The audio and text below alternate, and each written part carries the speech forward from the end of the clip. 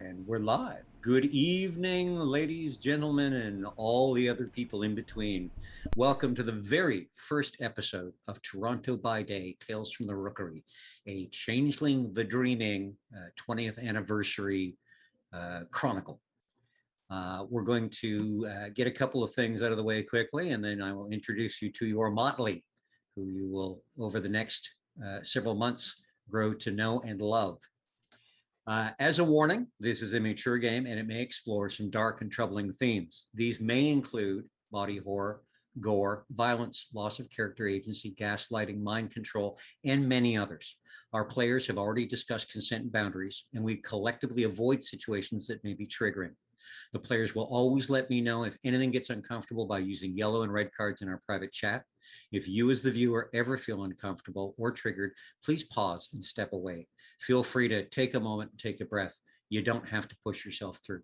Our streams are always going to be available on YouTube after the game, so you can always come back to an episode if and when you feel more prepared, or just go on to the next one. Currently, here's where I put in our sponsors, but we don't have any sponsors. So if anyone wants to sponsor us, give me a shout in the chat, which is over. Now I get to do what the storytellers I watch do. I know it's to one side or another. I'm not sure which. So now it's time to meet our players. Hello, Motley. Time to introduce yourselves. Tell the viewers a little bit about yourself and your character. And let's see, I'm not sure where anyone is. So I'm going to start quite randomly with the top left corner, I'm hoping. And that would be Kitty. Hi, everybody. I'm Kitty Kimchi, and I'm going to be playing Alette, your mischievous Puka. Fantastic. We're looking forward to that. And let's pop over to the other corner, which again, you know, after the first one, I'll know which corner I'm pointing at, and say hello, Anita.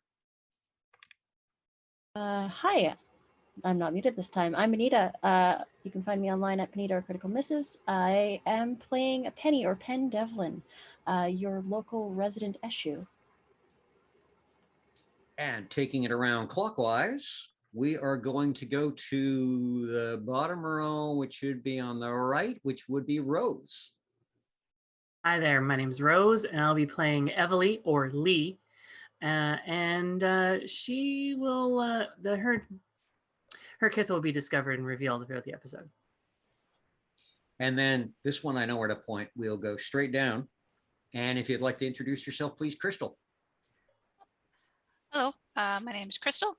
I'll be playing your friendly neighborhood Cord. And does the friendly neighborhood Cord have a name? Yes, the friendly neighborhood Cord is named Lily Winters. Excellent.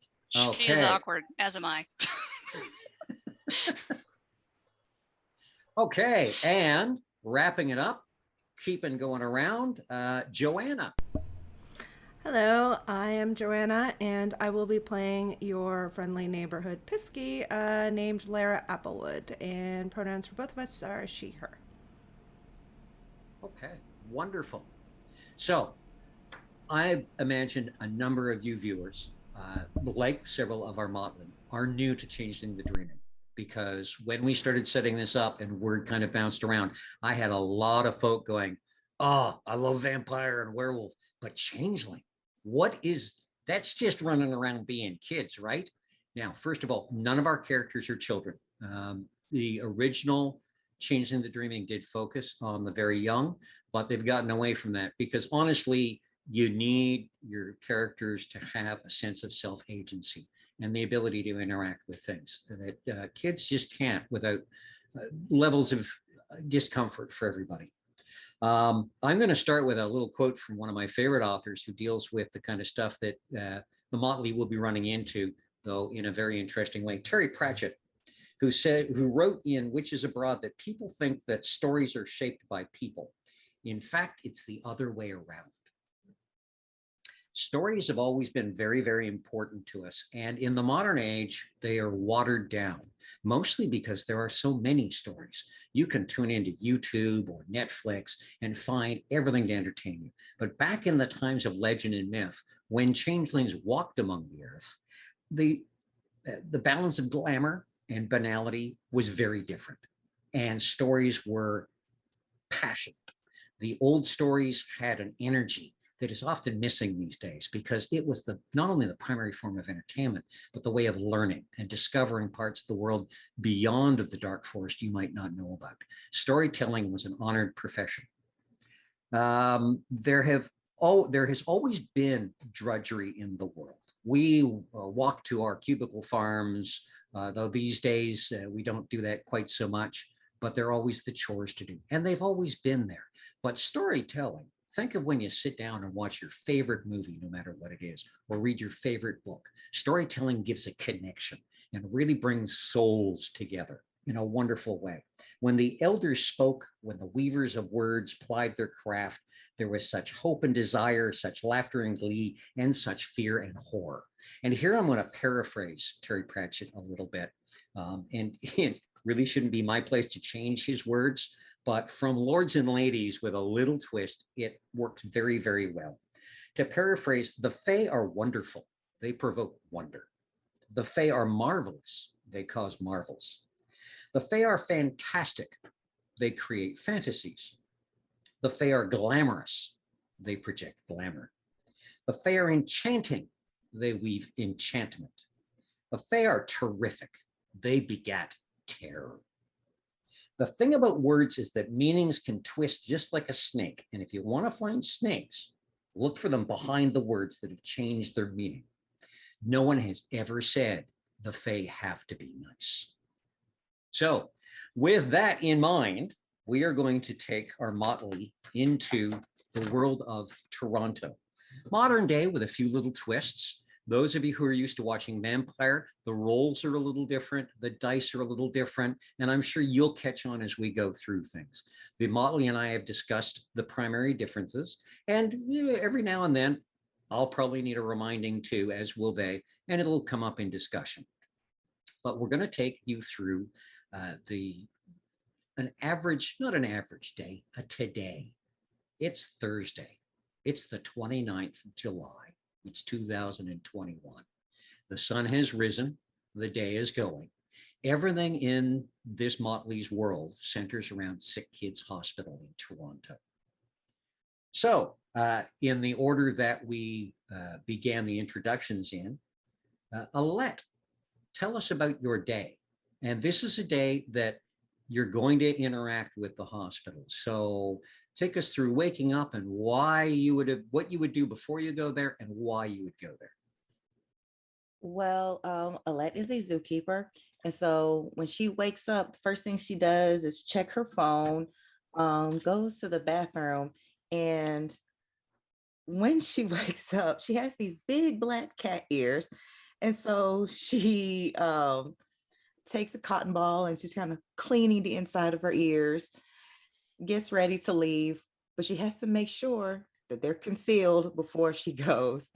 And so she's going to go to the zoo to see what animal she's going to be demonstrating at the pediatric ward. Excellent. And which animal are you going to be taking down to see the kids today? I don't think I want to start off taking something big. So I'm probably just going to take a little weasel. Okay. Okay. Now, the Toronto Zoo is a fantastic place to visit. It's just outside of the city, and it is a sprawling space full of very happy animals and who are very well taken care of by their keepers. I've had the privilege of going there a couple of times, and it is definitely a zoo of the sort that you want to see. Now, normally, when they send you off to downtown Toronto, where Sick Kids is in the bustling heart of the city, you're going to be driven down by one of your fellow zookeepers in one of the company Jeeps, which has got Toronto Zoo on the sides, and it's got zebra. It's white with black zebra striping, of course, because they want to show off and advertise. And your driver is also going to be your assistant, who, if you want to take more than one animal, is there to help care for the animals and also help make sure that the kids have a good time. So you're going to arrive in downtown and park underneath, because there is underground parking. It's the only way to do parking in Toronto. and take the elevator up to the lobby. And they will have set aside a chunk of the lobby to bring the kids down, as well as allowing you upstairs later on to see the kids that can't come down. The lobby in the Toronto Sick Kids Hospital is this massive atrium. It almost looks like they took three huge multi-story buildings and then put glass over the middle. It's got artwork in the middle. It's got a cafe area to one side. And when you're visiting with the animals, it's got a little kind of almost roped off area where they can wrangle the kids because they're often harder to herd than the animals are. And make sure that they all get a chance to spend time with you and whichever little furries that you're bringing along. So the wonderful thing about who and what you are is, of course, that no matter what animal we bring along, it sparks wonder and joy in pretty much all the kids, because these are kids ranging in age from 4 or 5 who are there with their caretakers and or their parents, up into the teens, and even the teens who are trying to be, yeah, whatever, it's all cool. Still get a bit of a charge into the fact that, once every week or so, you get to come by with something that they can pet and play with. So that's going to be your morning, is taking care of them there. Now I'm going to pause with you and we'll get to your afternoon in a few minutes. Let's go next to, who was the next one? It was Penn. So Penn, lead us through your Thursday, please.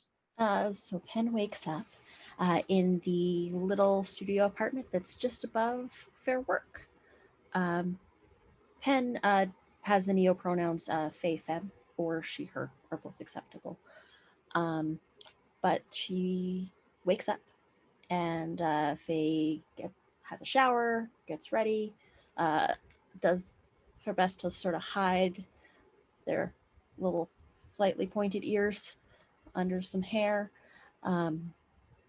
but can't necessarily hide her eyes, which are bright purple, and so puts on a big thick set of glasses that they actually need to read.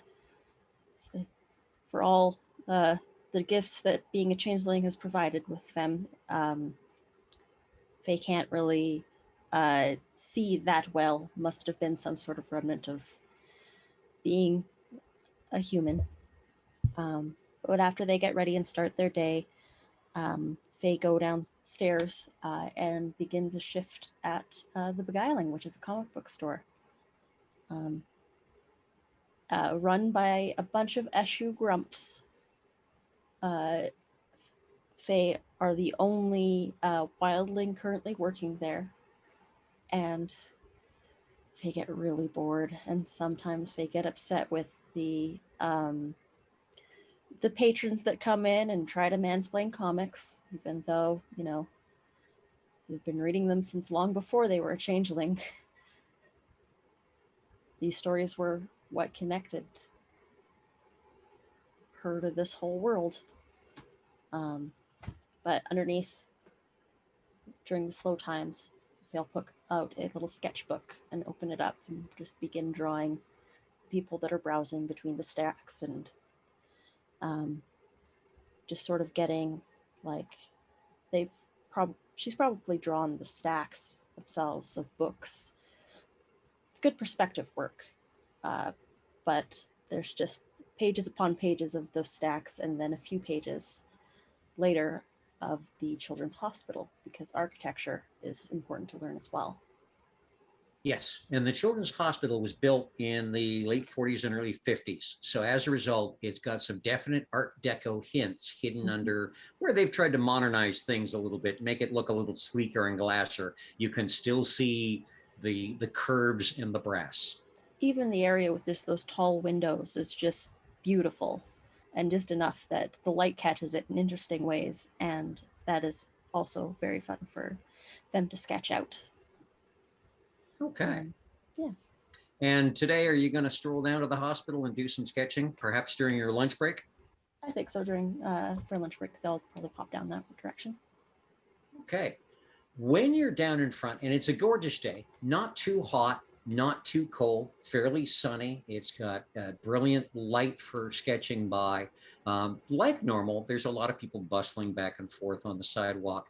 And in the front, before you get to the doors of the hospital, there's a variety of kind of almost downtown parquet attempts, a little bit of greenery, some places to sit, so that patients can go outside and get a little bit of air and a little bit of sunshine. And you've seen her before, but today your attention is really drawn to this older woman who is sitting down not far from the doors. She's got a napkin on her lap and spread out, and she's got a half an egg sandwich and a banana. She's all in black, but she's wearing she's still wearing a white apron that is showing smudges that it's obvious she must work either in the hospital or right in the area, something to do with a kitchen. She's got curly gray hair under a black cap. She almost kind of looks old-fashioned dressed, but not quite. There's just that little edge to it. You think she's got a shop at Value Village or one of those other stores, because either that or she's had these clothes for a long time, because they are very comfortable and very well worn. And it's an older term. I don't know if you've heard it before, but have you ever heard of the wrinkled apple people? The older folk whose faces are round and so full of wrinkles from smiling and enjoying life that they look like dried apples. And she kind of looks up from eating her sandwich and notices you settling yourself in and pulling at the sketchbook, and you can tell she's kind of watching you. I think without even thinking about it, Penn is going to start sketching the sandwich and the old lady sitting on the bench, and just like trying to gather as much of like the details and the wrinkles on the face, and like just the whole scene, the bench, the plants next to the bench, the little cobblestones beneath her feet, and then next to it, I think she'll draw a little old and wrinkled apple as a still life, and maybe a larger version of the banana. After a few minutes, you're well into the sketching. She finishes the sandwich and she picks up the banana and the napkin and stands up, and she strolls over. She doesn't shuffle, she definitely strolls, and sits herself down kind of almost right beside you, and quite busybodily leans over and looks at what you're doing and says, well, now, don't you have talent? I have to say, I'm impressed. Do you think it's a good likeness? Oh, I think it's delightful. I really do. And it's a wonderful thing to have on a delightful day like today. Wouldn't you not say today is just a glamorous day? The way the light's hitting everything, the way everything looks, it's just one of those rare days. A fairly fine day, yeah? Oh, wonderful. And I like that you've done a big banana. I like bananas. I can always start spelling bananas, but I never know when to stop spelling banana. That's the only thing I don't like about bananas. And I particularly like bananas in this thing that they showed me one day in a foreign country called the banana daiquiri. Those are amazing. Can't have them for lunch. Not really, no. But those are just amazing. My name's Gertie, by the way. What could I ask? Pen. Oh, like what you're drawing with. Well, not quite, because you're using. I mean, I've got pens too, but I've got pencils and I've got pens. So I've got a couple of different pen-ish. That's just remarkable that your name is just so suitable. I'm not sure what Gertie would be suitable for, but you know, whatever it would be suitable for, I think I'm it. Well, I mean, if you go to alliteration, no, I'm lost. Griddles? Gertie that's on the griddles. You're a cook, right? For the hospital? I am indeed. I am the head cook in the hospital. I get to run the little kingdom known as my kitchen. That sounds lovely. Oh, it is. I don't know that I'm much of a cook, though. Oh, no, but I'm not much of an artist, and you're much of that. Now, I do have to ask you a favor before I go back inside. Because I think you're who I think you are. And that makes you who I think you are. So visiting hours here are done at 7 o'clock. Because kids, of course, need their sleep. And then everything gets very quiet at 7 o'clock. So at 7 o'clock tonight, right on the dot, I would like you to meet me at the front doors here, if you would be so kind. I think I have an invitation that you will find exciting as an artist. Are you asking me a favor or are you asking me a favor? Oh, you're a tricky one. I like that. Let's just make it a favor for now, but we might just pinky swear on something later.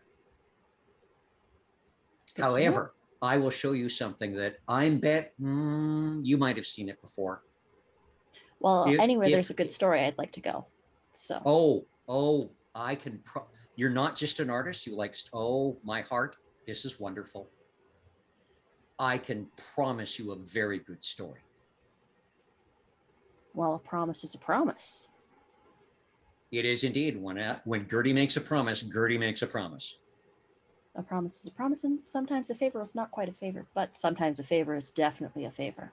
Oh, I'm liking you more and more. Well, then maybe we'll get to know each other better. Wonderful. I will see you here at 7 o'clock, right on the nose. It's important to be here at 7. On the nose. Gotcha.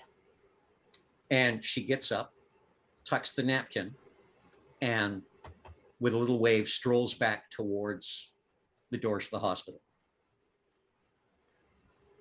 And it's when she's inside, you notice she left the banana.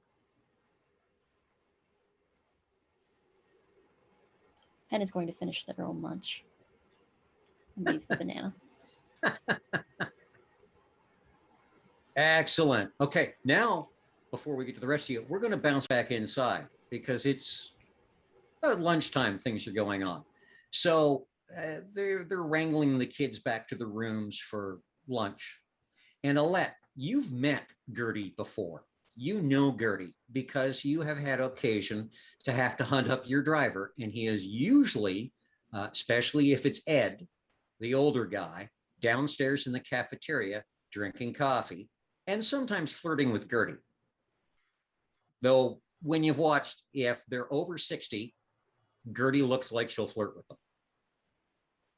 So you've also found out by going down to the kitchen that Gertie knows you guys work for the zoo. You've got the uniforms and everything. And she often gives you a little bag, strangely, for whatever animal you're with, even though you don't take them downstairs. And she'll just tell you it's a treat for the pet.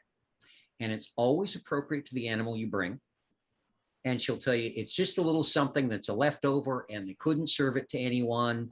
And so they just, you know what, instead of throwing it out, why let it go to waste? Just, and it is always the nicest of fresh nuts. When you've got one of the cats with you, it's a nice cut of meat, you know, nothing big, just a little treat. It's all, she might say it's something small and extra, but she's always got something in the bag that is just that the animals love. So this afternoon, you see Gertie come in from outside where she's, well, possibly about enjoying the lunch or the sun or the day. And she, instead of heading towards the way to the cafeteria downstairs, she's coming towards where you're, you know, coaxing the weasel back into its travel cage so that you can take it down to the Jeep and then go get the driver, because Ed's probably, it was Ed again today. He's probably downstairs waiting for Gertie so that he can flirt with her. So, and this time Gertie comes straight over towards where you are and she waves and goes, yoo-hoo, Alette. Hello, dearie. How are you doing today? Kurt, how's Tricks? Oh, tricks are always wonderful. And you know what they say. Tricks are for kids. They are indeed. And this place is just full of kids. So the tricks are always wonderful. You're going to come downstairs, of course, and pick up a little treat for little Mr. Furry there, aren't you? I am. Davi's been particularly mischievous today. Oh, so you're saying I should give him a little something extra to say thank you for keeping the kids giggling, right? Well, I don't know. We did kind of have an incident with the poos today. Oh, well, I would withhold his treats, except I can't do that because, then I would get a reputation and all the animals would talk. That they do. So come with me. Let's, you know what? I haven't seen any inspectors around, and we're not going to go all the way into the cafeteria. You bring along that little travel cage and you stroll along with old Gertie here, and we'll go downstairs and I'll just nip in and I'll give Ed a little kick in the pants for you to get going and tell him to finish up his coffee, and I'll grab you the treat and I'll bring it right out to you. Cool. So she takes you down and kind of down the escalators to the next level down, which is where the cafeteria is. And the cafeteria is a place where patients and families and doctors and nurses and everybody mingles. And she takes you kind of like around and down one of the staff hallways towards the back door rather than in through the front. Nobody around. And she gets to the door and she goes, okay, I'll be back with the treat in just a moment for you. You just wait right here. And she disappears. And it's only 3 or 4 minutes. And she comes back out with a bag in her hand, little bag, little brown bag folded over. And she says, okay, I've told Ed he's got 3 minutes to be at the car and have it ready to go. So you can get back to your animals. But I have to ask you a little favor tonight, because I know what you are, and knowing what you are means you are what you are. And this is an important thing on tonight of all nights. When you put all the animals to bed tonight and they're closing the gates to the zoo, I want you to hustle your tail down here. And I want you to meet me out front at 7 o'clock, right on the dot. It's got to be 7 o'clock, because seven's the important thing tonight.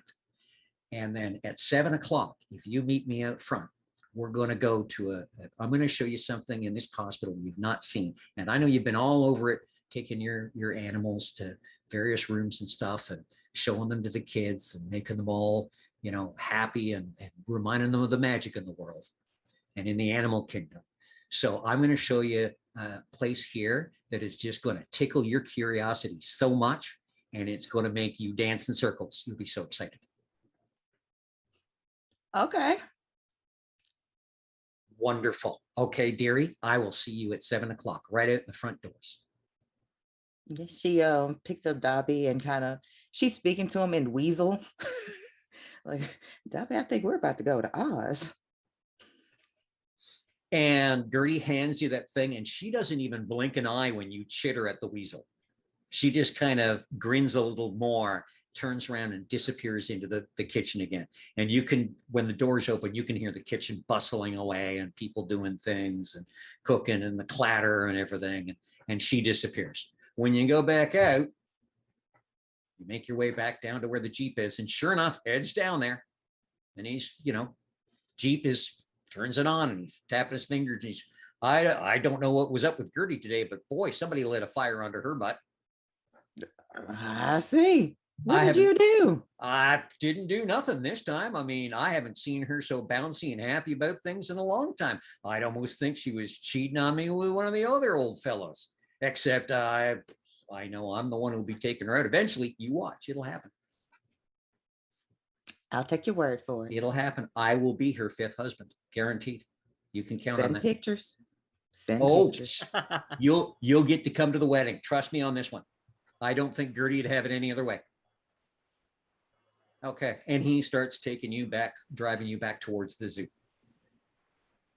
Okay, now going around in the next direction. The next one will be Rose, but I want to save Rose for last for special purposes, because there's a bit of surprise twist going on with Rose. So next around the line, next on the clock, would be Lily. Ah, yes. Okay, Lily, let's take us through your Thursday. Thursday. Well, get up and take a look at my hair and go, how big is it today? And react accordingly, because big is fine, but sometimes it does this. and that concerns some people sometimes. Anyway, yeah, go about, get myself ready, and then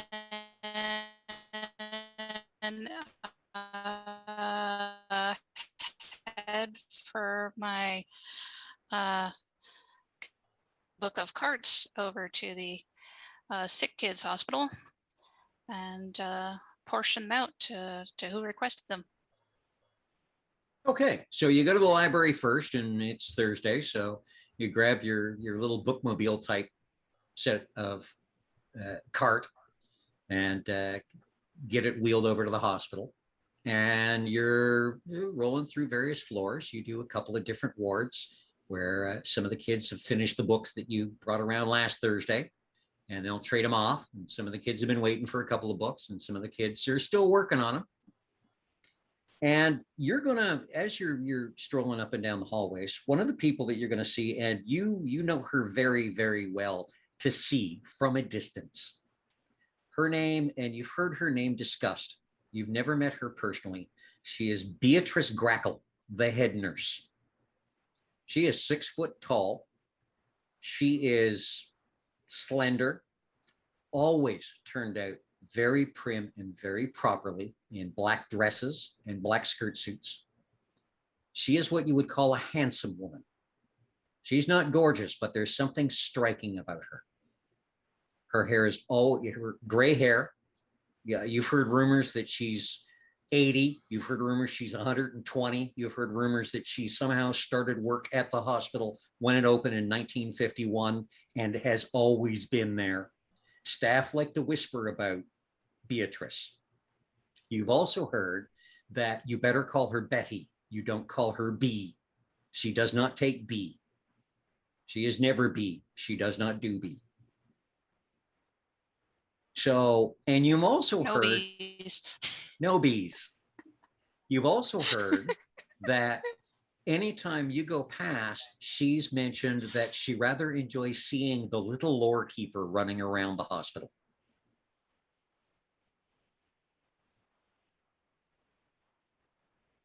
Computer's doing a weird. Oh, that's okay. That I'll just repeat that for you then. You've heard from, because you'll talk with other staff. One of the nursing assistants will tell you that she finds it very funny and entertaining that Betty, when she sees you around, often comments that it makes her happy to see the little lore keeper running around the hospital. And she wonders just what kind of a nickname is lore keeper? What kind of a nickname is lore keeper? Goodness.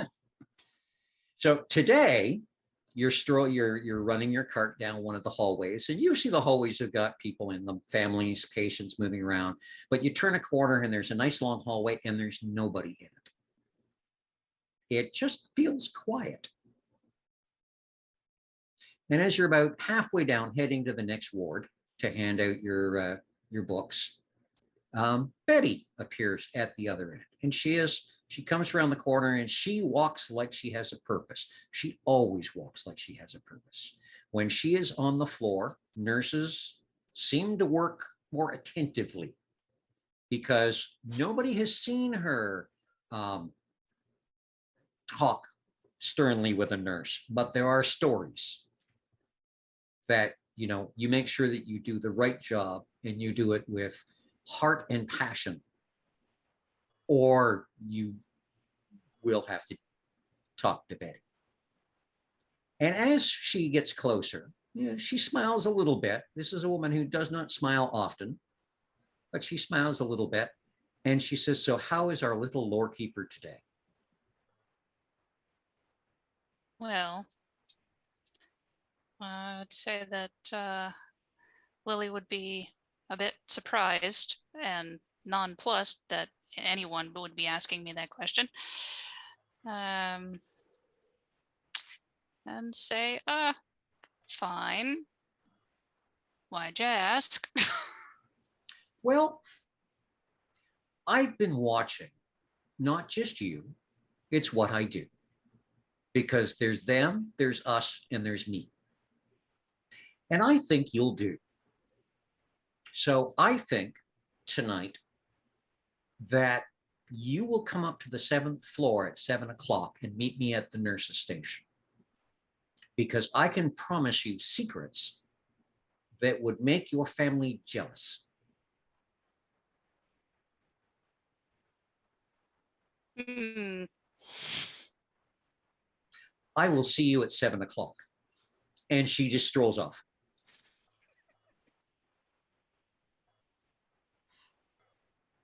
Well, I'm just kind of going to be more sort of shocked and nonplussed, but also making a small notation in a little notebook that I keep in a pocket on me. And then going back about to distributing books. Okay, excellent. And the next one around on the clock, Lara. Let's talk to us about your day, your Thursday. Well, Lara would start off the morning. She lives on Brunswick Avenue, and she lives across from Sibelius Park. So she would have started off her day with getting ready. It's kind of one of those big old Victorian houses that's been converted into smaller apartments, as is kind of typical in the annex area of Toronto. So she would be getting ready. She doesn't have class today, so she's getting ready for her shift at the gift shop at the hospital. So she goes down the stairs because it's a 3rd floor walk up, as is also very usual in that area. She would go and she would just take a little run through Sibelius Park. Just little spring in her step, and then she'd meander over to Kendall and then down Walmer until she hit the bustle of Bloor. And then she would be basically finding herself a Bixie station to grab herself a bike, because environmentally friendly changelings. So she'd be hopping on the bike, and if she was religious, she'd be praying for her life, because it's not exactly safe to be riding a bike in Toronto. And she'd be basically making her way down to the hospital. On the way, stopping to look at any of the flowers that are in bloom in the parks along the way. Anything that catches her eye, anything new that maybe the city's horticulturists have put out. But she doesn't notice anything that's really unusual. It's kind of the usual stuff that they plant, your typical kind of summer flowers. And then she'd make her way through to the hospital. Before going in to check in at the gift shop, she'd probably want to take an elevator up to the roof to check on her little secret hiding spot of her greenhouse with all the flowers. Yeah, and the greenhouse, amazingly, is and has been undisturbed for as long as it's been there. So, and everything is blooming, and it is just a riot of color, and especially when you walk into it, the scents and the mingling air, it's just invigorating. Yeah, I think she's going to pick a few blooms, because she knows that there's a few kids that haven't gotten any visitors lately, so she's going to probably pick a few small little plants. She doesn't want to do any cut flowers. She probably want to just get from some of her actual potted plants that she can just leave in the room so that they can enjoy them for several weeks to come. And she'd probably grab some of those in a basket and then go and make her way down to the pediatric ward. Okay, so yeah, that's a good way to spend a little bit of time before your shift, visiting with some of the kids, many of them who you would know. Sick kids tend to be long-term more than short-term. There'd be a few celebrations here and there, kids who get to go home. there'd be a couple of new kids coming in who, would definitely appreciate the welcome of having a flower to have in their room, or sharing it with their roommates in the shared rooms. When you get downstairs to the tuck shop, the gift shop, there is only one other employee, the manager, and her name is Misty Partridge. You were hired by Misty. As far as you know, Misty has always been the manager there, even though she looks to be in perhaps her late 30s. She likes to wear colors and isn't very good at coordinating them. She always seems to look a little frumpy, no matter how colorful she gets. Dresses tend to be about knee length for the skirt. She does like her sweaters a lot. She likes colorful scarves, and that's one place the scarves always clash, but the scarves are always amazing. She's a bustler. She pays such attention to everything and tries so hard to get everything right, and somehow she seems to just always drop the glass of water and always smear the ink of the pen she's writing with just a little bit. Not so much as to ruin anything, but just kind of, there's this unneatness that follows her around sometimes. The gift shop in this hospital is a little different than most gift shops in hospitals. It has the candies and chocolates over to one side. It has the stuffed teddy bears and the toys and the little things you can buy, but kind of tucked into a corner. And you've always found it interesting because it's a corner that people who you think might complain about this kind of thing don't even seem to see. But people who do, anyone who goes into that corner always buys something. And it's kind of a corner of slatted walls with hooks on it. And it looks like a jumble sale of religious jewelry of all sorts, pagan and Buddhist and Christian and Muslim. And there are worry beads beside necklaces with pentacles, beside a Jewish Star of David on another little chain, beside an angel pin, beside, it's just such a cluster of little things, not more than 3 or 4 of any one thing. And a lot of them, there's only 1 or 2. It almost looks like someone's personal collection they threw up on the wall as a play. Everything's got a price on it, and stuff gets bought. It's the one thing you've seen the hostess delivery guy show up with the chips. You've seen the delivery guy from the fashion house show up with the swaddling clothes and the designer kids clothes. You've seen the toy delivery guy show up with the bears and stuff. But this corner, you've never seen stuff brought in to put up in the corner, but it never seems to sell out. It doesn't sell fast, but every now and then when you look, there's something new there. There's a choker with a nice embroidered blue pentacle on it. There's a brooch in the shape of a bat holding a cross. There's always something a little different there. And there's just kind of a little weird feel of that corner. And when you come in today, Misty is indeed at the cash where she usually is. She's looking a bit neo-hippie today. One of the other things she likes besides scarves is her collection of glasses. She definitely needs glasses to see beyond about 3 inches in front of her nose. And today's glasses are orange plastic and big. They're 80s style glasses. And when you come in today, she looks up and goes, "Oh, is it already that time, Lara? Oh, I forgot you were working today." Actually, I think I have 5 minutes, and I just saw out of the corner of my eye there's this thing on the wall that I want to buy. So Lara's going to go and run over to the wall. Okay. That choker with a pentacle. Yep. She's going to take a look at it. Yep. She's going to have a little bit of a sparkle in her eye because, ooh, shiny. Mm-hmm. And she's going to bring it over to the cash and say, "So how much of a staff discount do I get on this one?" "Oh, let me take a look at this." And she lifts her glasses up and she looks at the tag, which you can say quite noticeably says $9.95.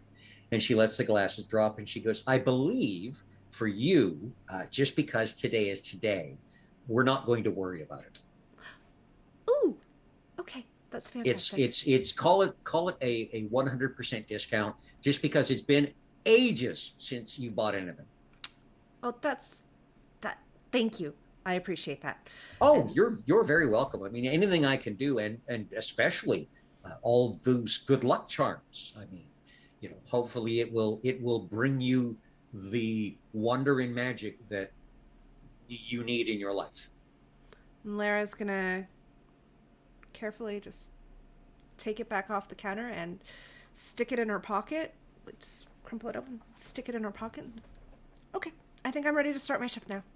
Excellent. I do have a favor to ask of you today. Okay. I know you're only scheduled till 5 o'clock, but I there's some discrepancies here and there, and it's been a while, so we really should do an inventory. And I'm wondering if you would help me with the inventory tonight, say at 7 o'clock. Well, I mean, I could use the money, and yeah, sure. Actually, you know what? Let me check my schedule. And she makes a big deal of taking out her phone and looking at it. There's obviously nothing on her schedule, but she just basically makes sure that that her manager sees her doing that. And she's like, "Yeah, nope. Tonight's free. Tonight's free. Okay, yeah, sure, I'll stay. How long do you want me to stay?" Fantastic. Oh, it'll only be a couple of hours. I mean, it looks like there's a lot here, but there's not a lot here. And all we have to do is count it and make sure. And thank you. This means so very much to me. And she does that awkward kind of almost hug thing and then goes, "Oh, yes, employer, employee. Yes, I'm sorry. But yes, no, I appreciate this so much. I really do." Yeah. Well, I mean, thank you for the choker. It's the least I can do is help you out with this. Oh, wonderful. Okay. I'm going to go get lunch and then I'm going to go do the orders and some other stuff in that my little office downstairs. You know where I am if you need me, and you know the extension on the phone. So the con is yours. Fantastic. Okay, awesome. And Lara goes behind the counter, and she starts kind of taking a look at what's going on. Is there anything amiss, messy, or anything like that? And just settles herself in. Excellent. Yeah, nothing so much that you have to clean it up, but yeah, you could do some neatening. When Misty's involved, you can always do a little bit of neatening. Yeah, I think Lara's going to find something to do neatening with just to keep herself busy and start doing it because I don't. There's no customers, I assume, in the shop. No, not at the moment. Okay. The gift Okay. shop seems fairly quiet today. Okay. And your afternoon, you'll get a few customers here and there, but it's going to be, for some, it's just going to feel strangely quiet for some reason. Almost like the world is anticipating something. Okay. Okay. Yes. Oh, I was gonna say, so Lara's probably just gonna be like doing some dusting or whatever and humming to herself. It's probably like a theme song from a video game that some people might consider a classic, and yeah, she's just doing that. Excellent. Okay. And finally, we come to our fifth, but not last, uh, motley member. Okay. So, Lee, you wake up. There's a white ceiling overhead. You're in a fairly comfortable bed. You don't feel great. You feel like you've gone 2 out of 3 falls with a rhinoceros, but maybe the rhino is the one in the rough shape too, because you don't feel like anything's broken, but you do feel like one big bruise. Whereabouts? Sorry, whereabouts do you feel like a bruise? Yeah. Or All over. I'm just all over. Okay. All over. Yeah. Head to toe bruise. Just head to toe. You are a walking bruise. ow. Okay. No. Yes. No. Ow. Your eyelashes hurt. Your eyebrows hurt. It's entirely possible that the tip of the nail of your left pinky toe might not hurt, but that is probably the only place. And it's not a hard, sharp hurt. It's that dull ache that says, I was tossed in a cement mixer for an hour with a bundle of rocks. What happened?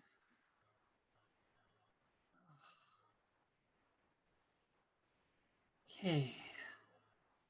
Okay. And you look around and it's very obviously a hospital room. Now it's what's called a semi-private. So there are two beds, but the other bed is unoccupied. It's nicely, neatly made up with an extra blanket on the top. But you are the only one in the bedroom at the moment, or in the hospital room. And I can see the rest of the room just fine. Yeah, you can see the rest of the room just fine. Okay. You, of course, have the little drip in your arm. You've got the little thing on your finger. There's the machine beside you that's going beep, beep, beep, and showing the heartbeat and such. So you're not hooked up to heavy monitors, but there's a little bit, there's a glucose drip going on. Okay. I am alive. We're good. And she looks over at her hair and she's like, I don't think this was this color before.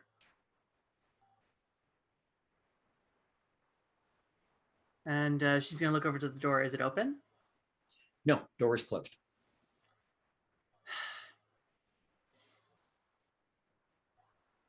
And she's going to wriggle a little bit. And I've been, IV'd up before. So I know what happens when you kind of jostle a bit and it kind of comes out a little bit.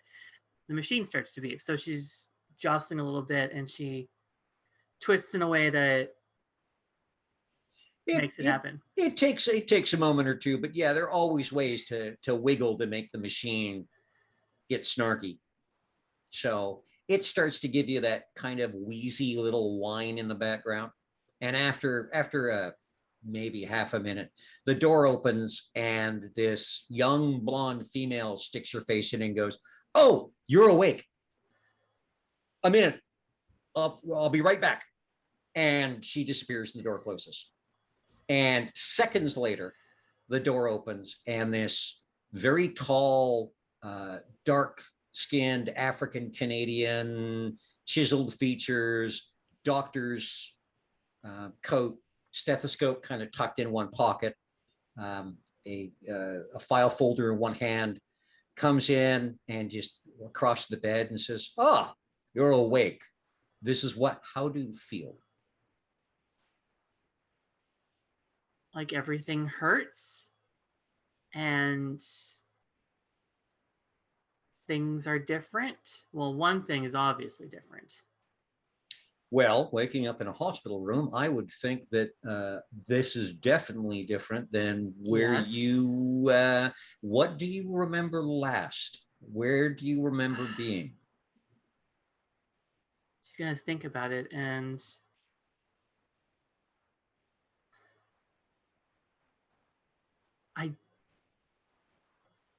I don't know.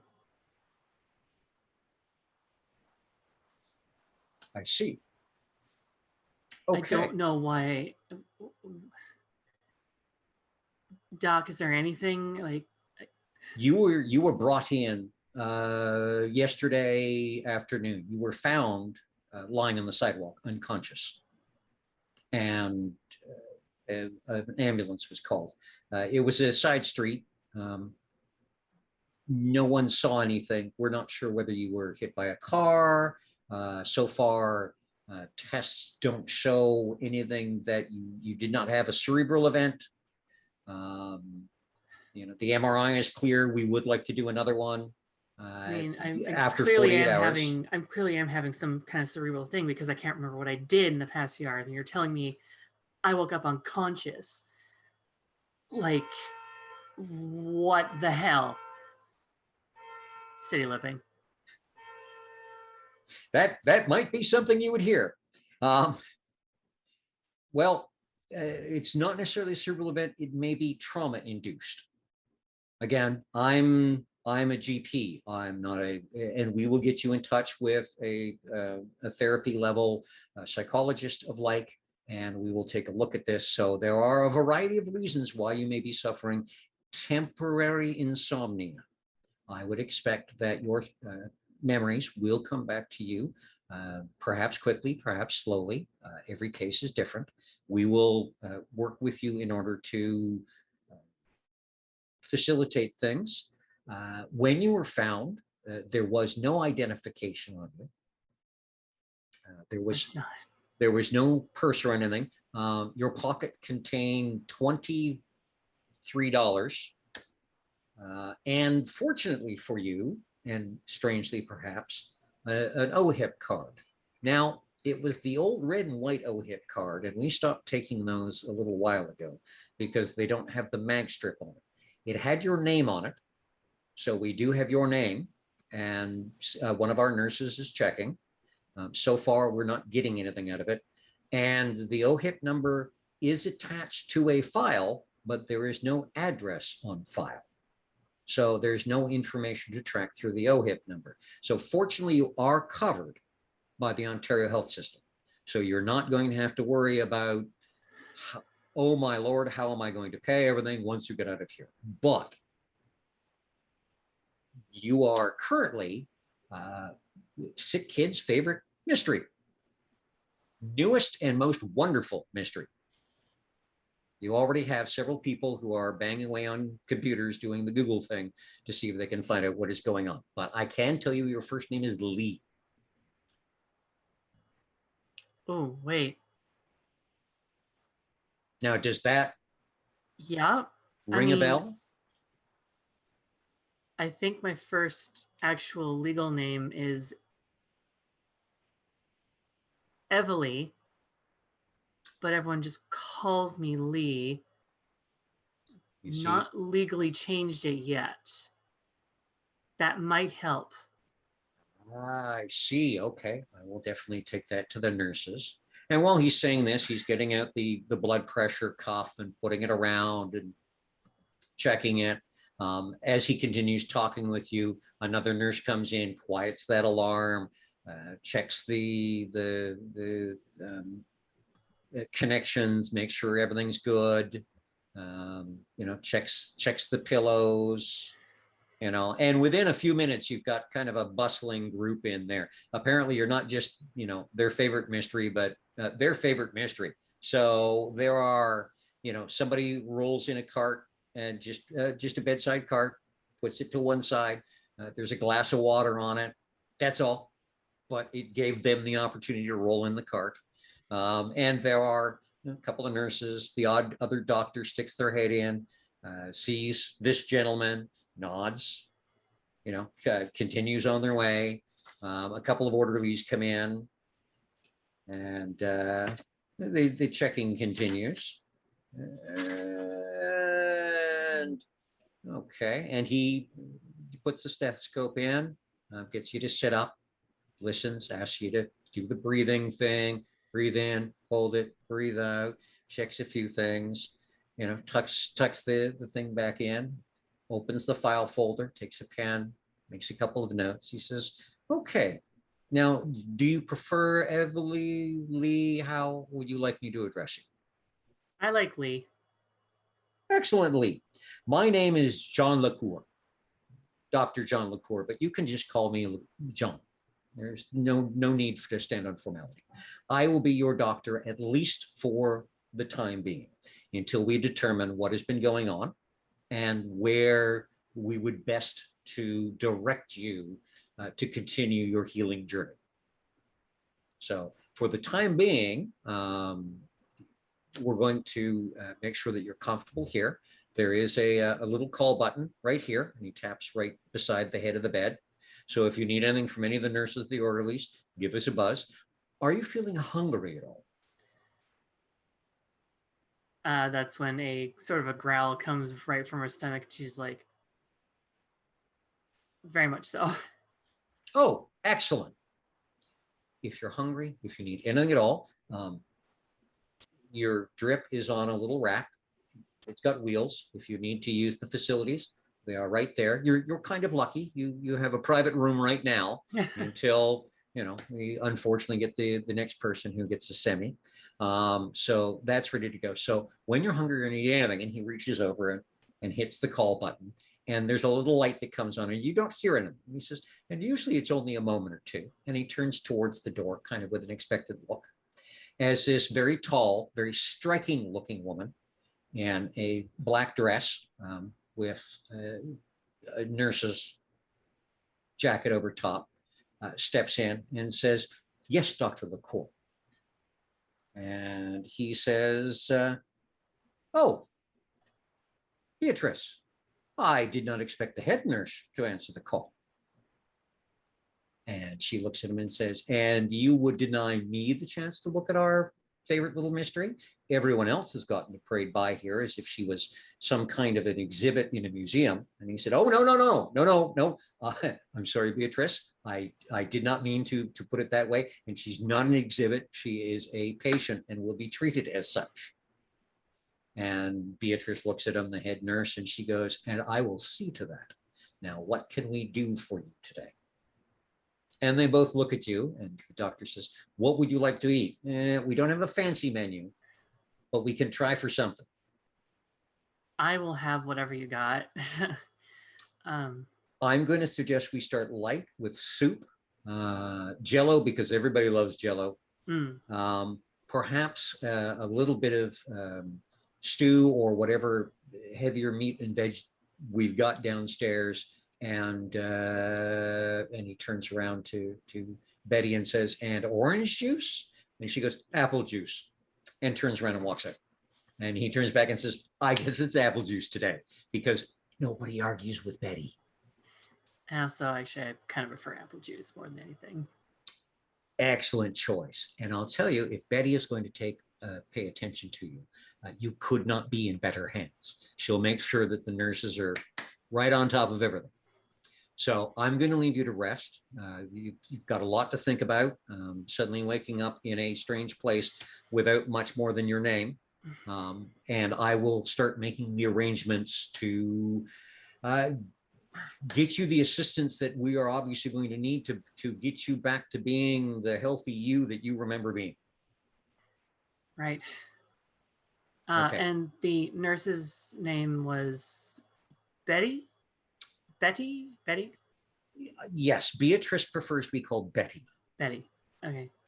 I'm just a little old fashioned, I guess. I like calling her Beatrice, and I think it bugs her just a little tiny bit, but she's too nice to say anything about it in her own way. She might come across as hard, but there's something soft in there. I've seen it. Or maybe she doesn't want to be bothered to just say anything. Who knows, John? That could be too, and I'll take advantage of that while I can. Okay, excellent, Lee. You rest. Lunch will be up in a minute, and then we'll go from there. And John, thank you so much. I'm still a little confused, but I guess that comes with not knowing anything other than just my name. It's our pleasure. We're here to make sure everything's okay. You're in the right place, in the right hands. Okay, you rest up, Lee. And he slips out. About 15 minutes later, a 17, 18-year-old obvious nurse's assistant, a student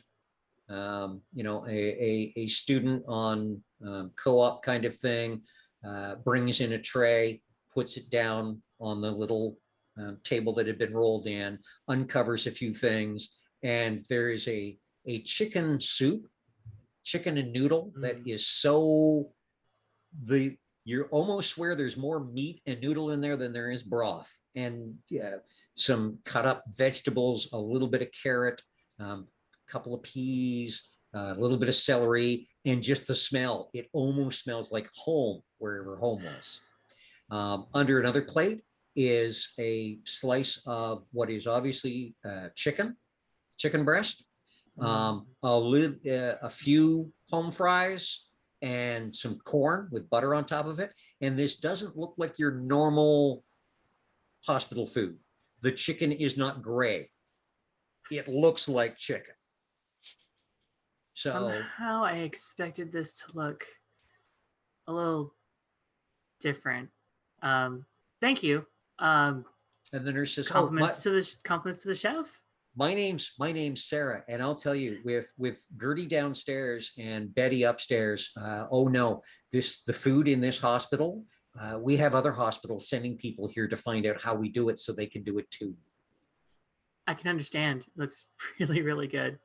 Oh yeah, and I'll tell you, we nurses, we like noshing here. It's a good place. This is not a hospital where you go out for lunch. You have lunch here because wow, it's fantastic. Well, my compliments to Gertie then. I'll make sure that the staff hears about it because they like hearing it and they're in fear of ever hearing anything else.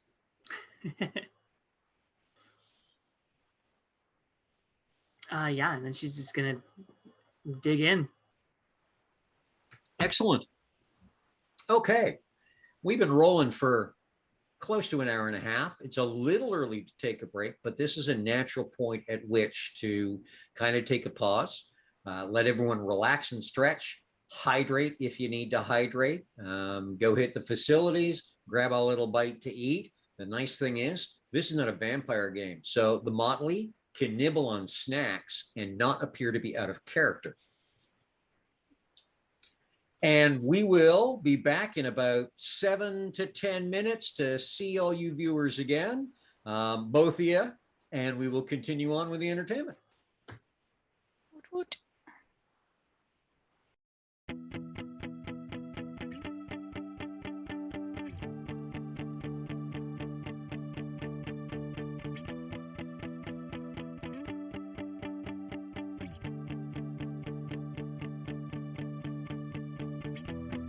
Paint your sky in phthalo blue and alizarin crimson, swirls of cadmium yellow, sienna and vermilion. Make it any way you want, 'cause it's your world in the end. Paint yourself a little tree and give it a little friend.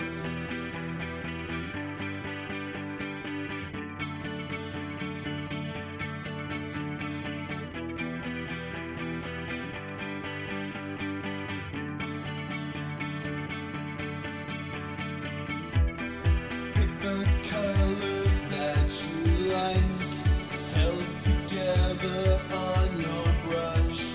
If you don't like it, you can try again, there is no rush. You don't need to justify, you got nothing to defend. Know that there is nothing wrong with having a tree as a friend.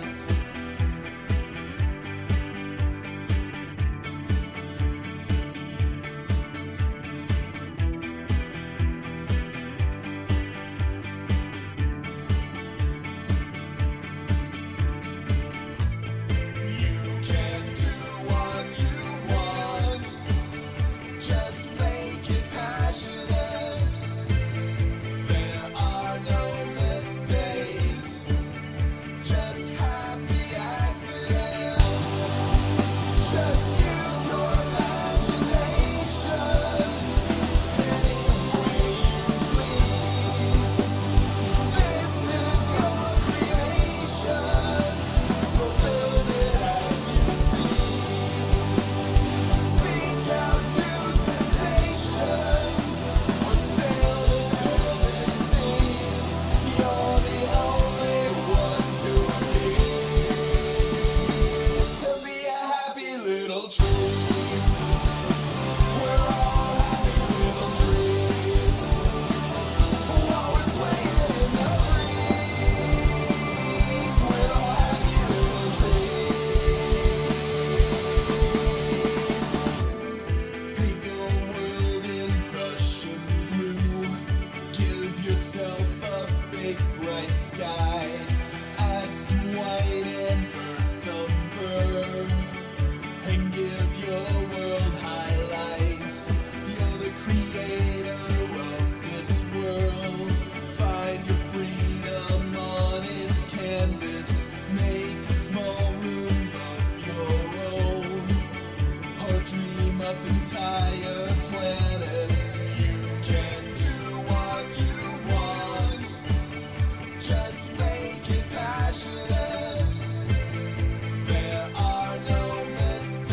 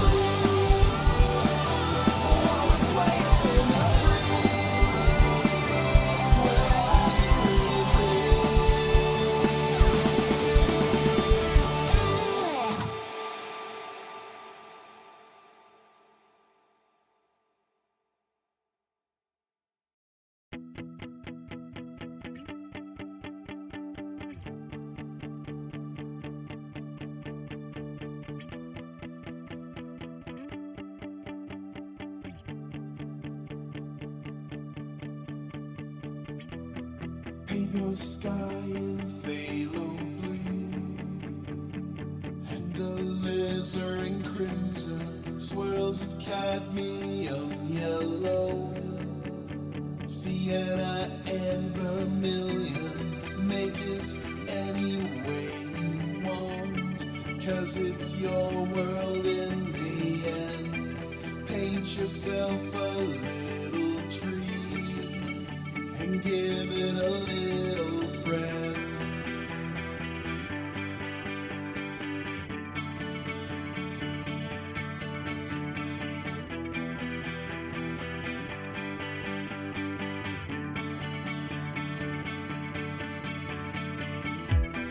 Pick the colors that you like, held together on your brush.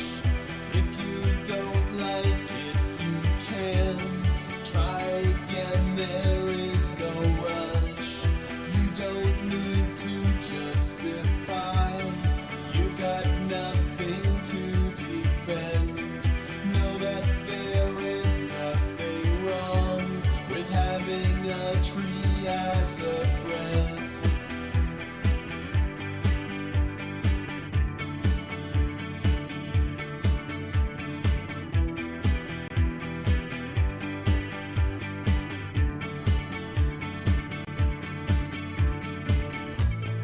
You can do what you want, just make it passionate.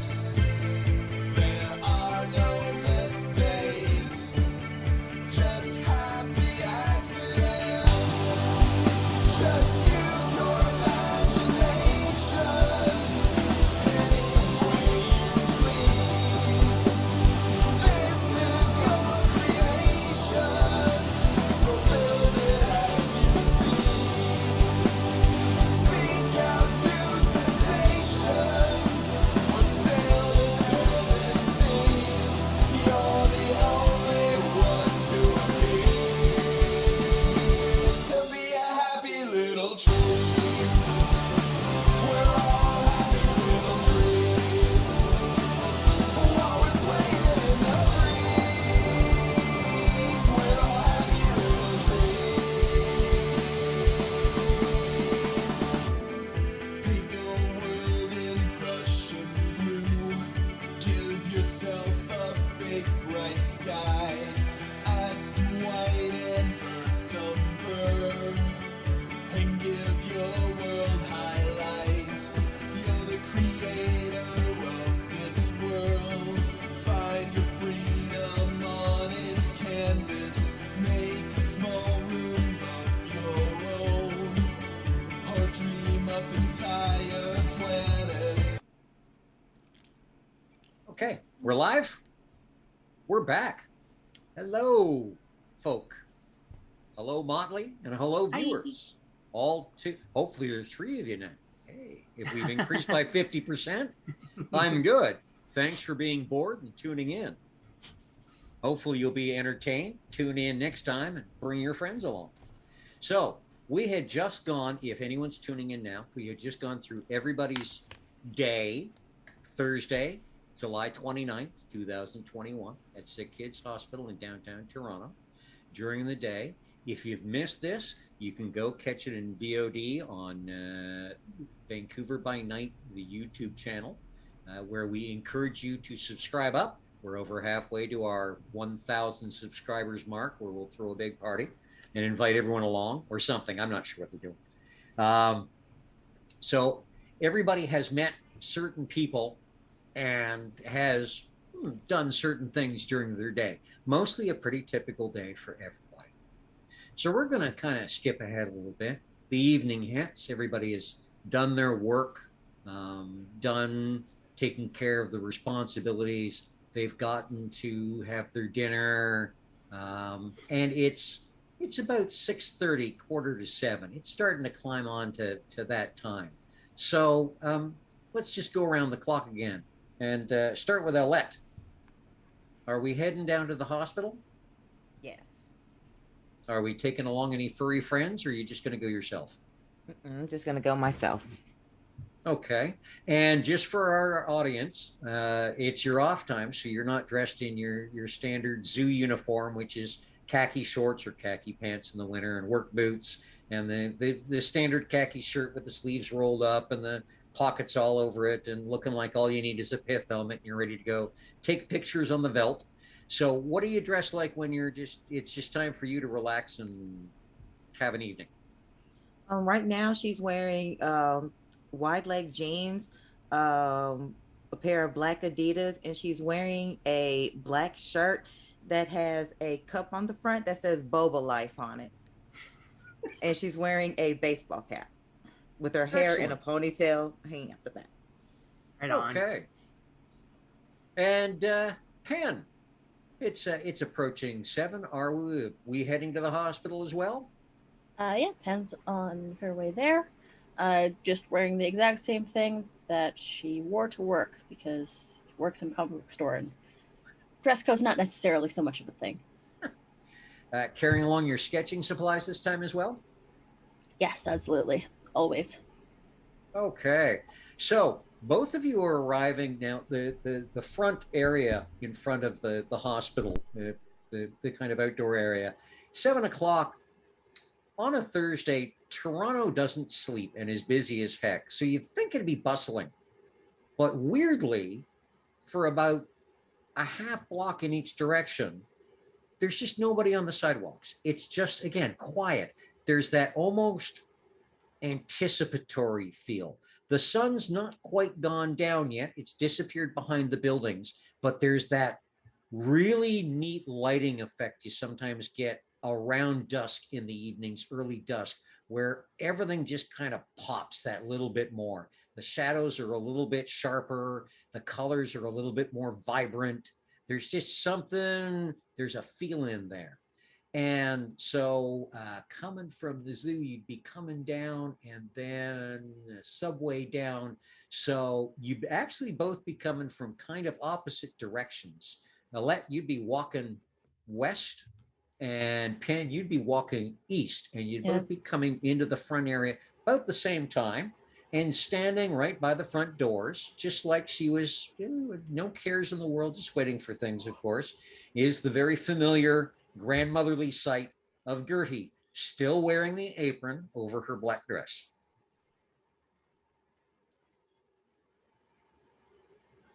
So, hey, Gertie.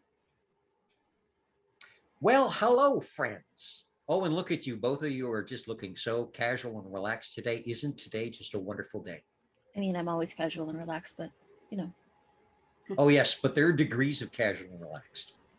Sometimes you can be a little casual and relaxed, and sometimes you can be I like very casual and relaxed.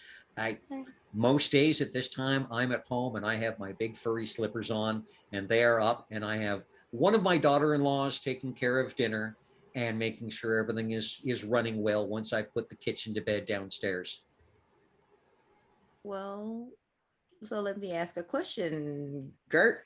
Um, Certainly. why is one here instead of at home in said furry slippers? Well, that's because I have a promise for both of you. It's a story and an adventure. It's maybe a couple of answers if you are who I think you are, and I think you are who I think you are, and probably a whole lot more questions. But the fun thing about more questions is they just take you to more answers and more questions. Okay, who does thee think we be?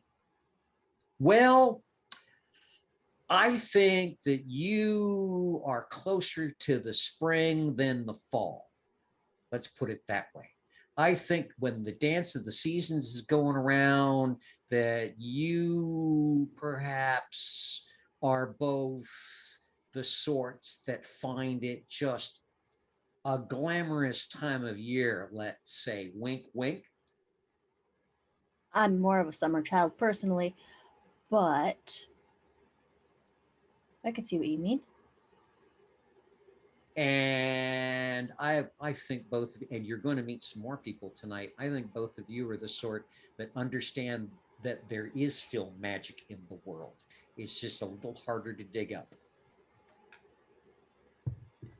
So how about we go find some of that magic, because there's a little bit right in here. I think Penn will just sort of very quickly turn to Alette and just, Penn. I grab pen and kind of stick it right on her ear. Just kind of. No, that's me. I'm Penn. Hi. Oh, I guess I should give this back to you. Yeah. I guess I reached out the wrong hand for the handshake. Hi. Alette. I shake her hand. Nice to meet you. So 7 o'clock on the dot. It's about 6:58 right now. That's close enough. When we get inside, it'll be set. It will be where we need to be when we need to be there. Because, they tell you that midnight is the witching hour. But I will tell you, any witch worth her salt does everything at 7 o'clock so that by midnight, she can be at home with a hot cup of cocoa watching your shows. On the Some nose, people- man. On the nose.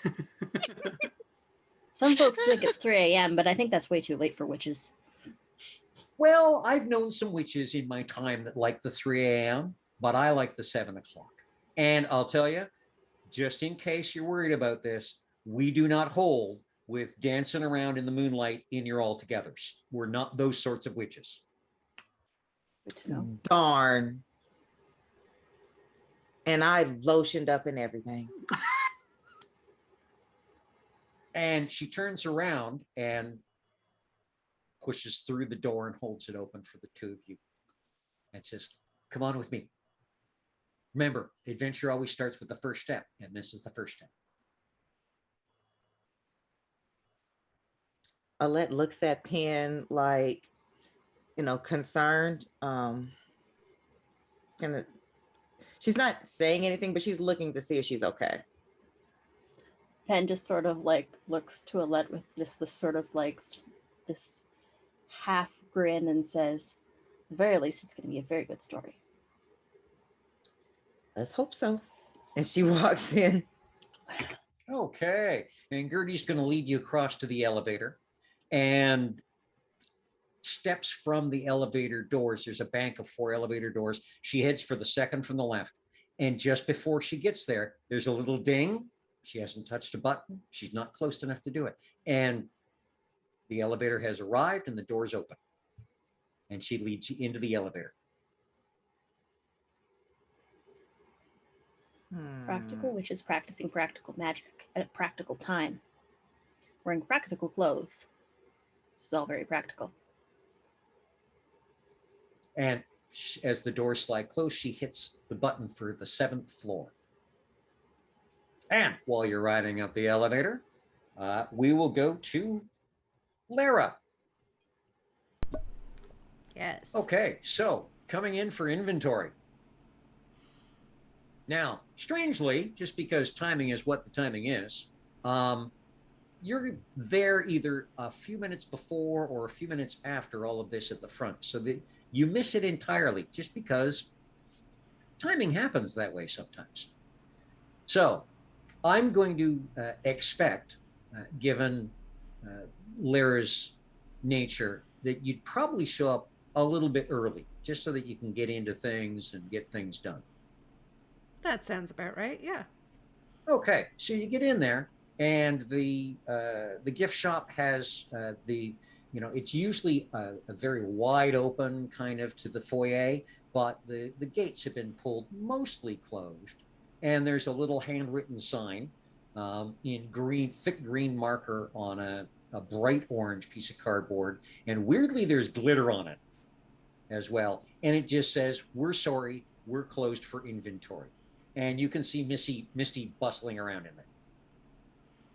All right. So I'm gonna head in, but first, before I do, I'm gonna kind of take a look at the sign and see if I can chip off a little bit of the glitter.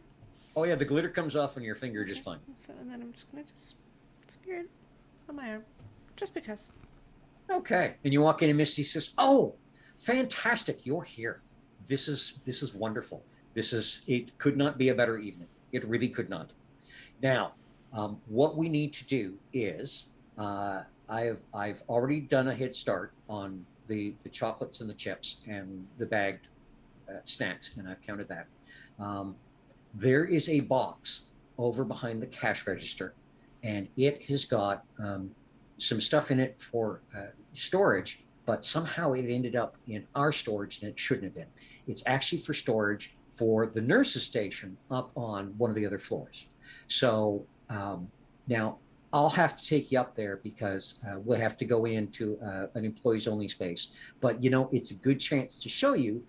I know you've wandered all over the hospital, but to show you a little more of the hospital because I so like taking people on tours of my favorite areas. So how about you grab that box and let's go over to an elevator and we'll go up and drop that off just quietly like little mice on the seventh floor, and then we'll get back here and we'll dig right into counting the paperback books are next and the magazines. I think we'll do the magazines next because yes, that's a good order to do them in. And if you look over, you can see it looks like she started on the magazines and her usual little bit of chaos has taken hold of the magazine racks. Okay, so Lara's gonna take a look at the box and she's gonna grab it and she's gonna make a mental note to herself to kind of memorize all the paths that get shown to her because she wants other secret entrances to go into and other secret paths to get up to the roof just in case hers ever gets closed off. Excellent. And as Misty starts heading out and saying, "Okay, come on along," and heading towards the bank of elevators, she kind of looks at her watch. And she's dressed as she was earlier in the day. She doesn't appear to have changed anything. And she goes, "Oh, they're going, okay.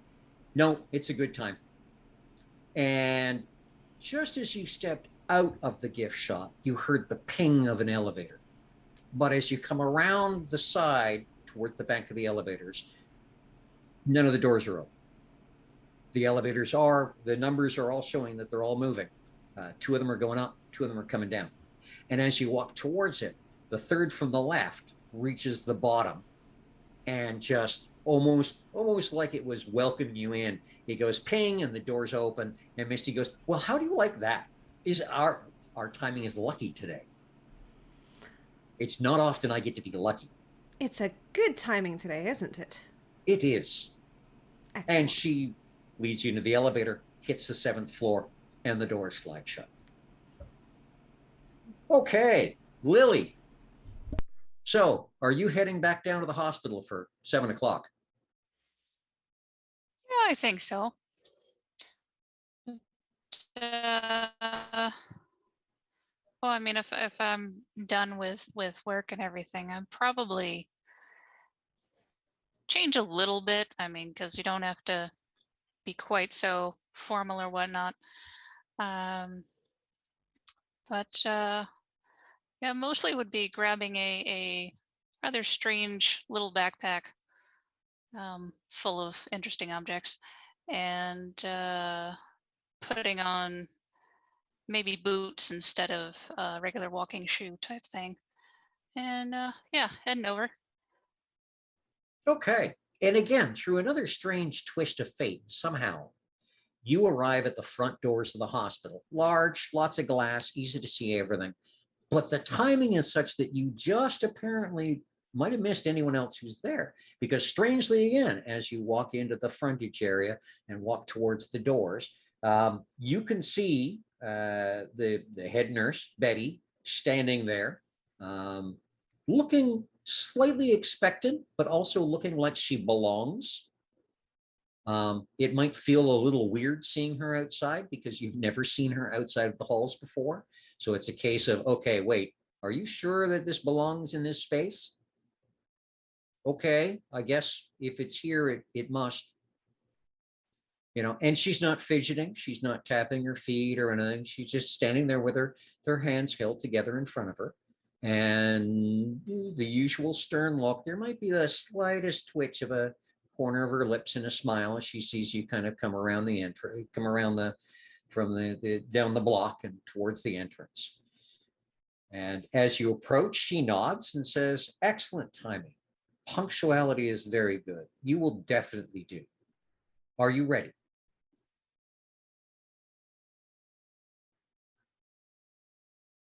Ready for what? Well, to find out the secrets I told you that you would find out. Okay. Well, lead That on, I is suppose. that is why you're here, right? Your sort never could resist a secret. My sword. Your sort. What's my sword? Oh, we know what your sort is. My sword has always had good relationships with your sword. Let's go continue that inside. Hmm. I see. Well, lead on.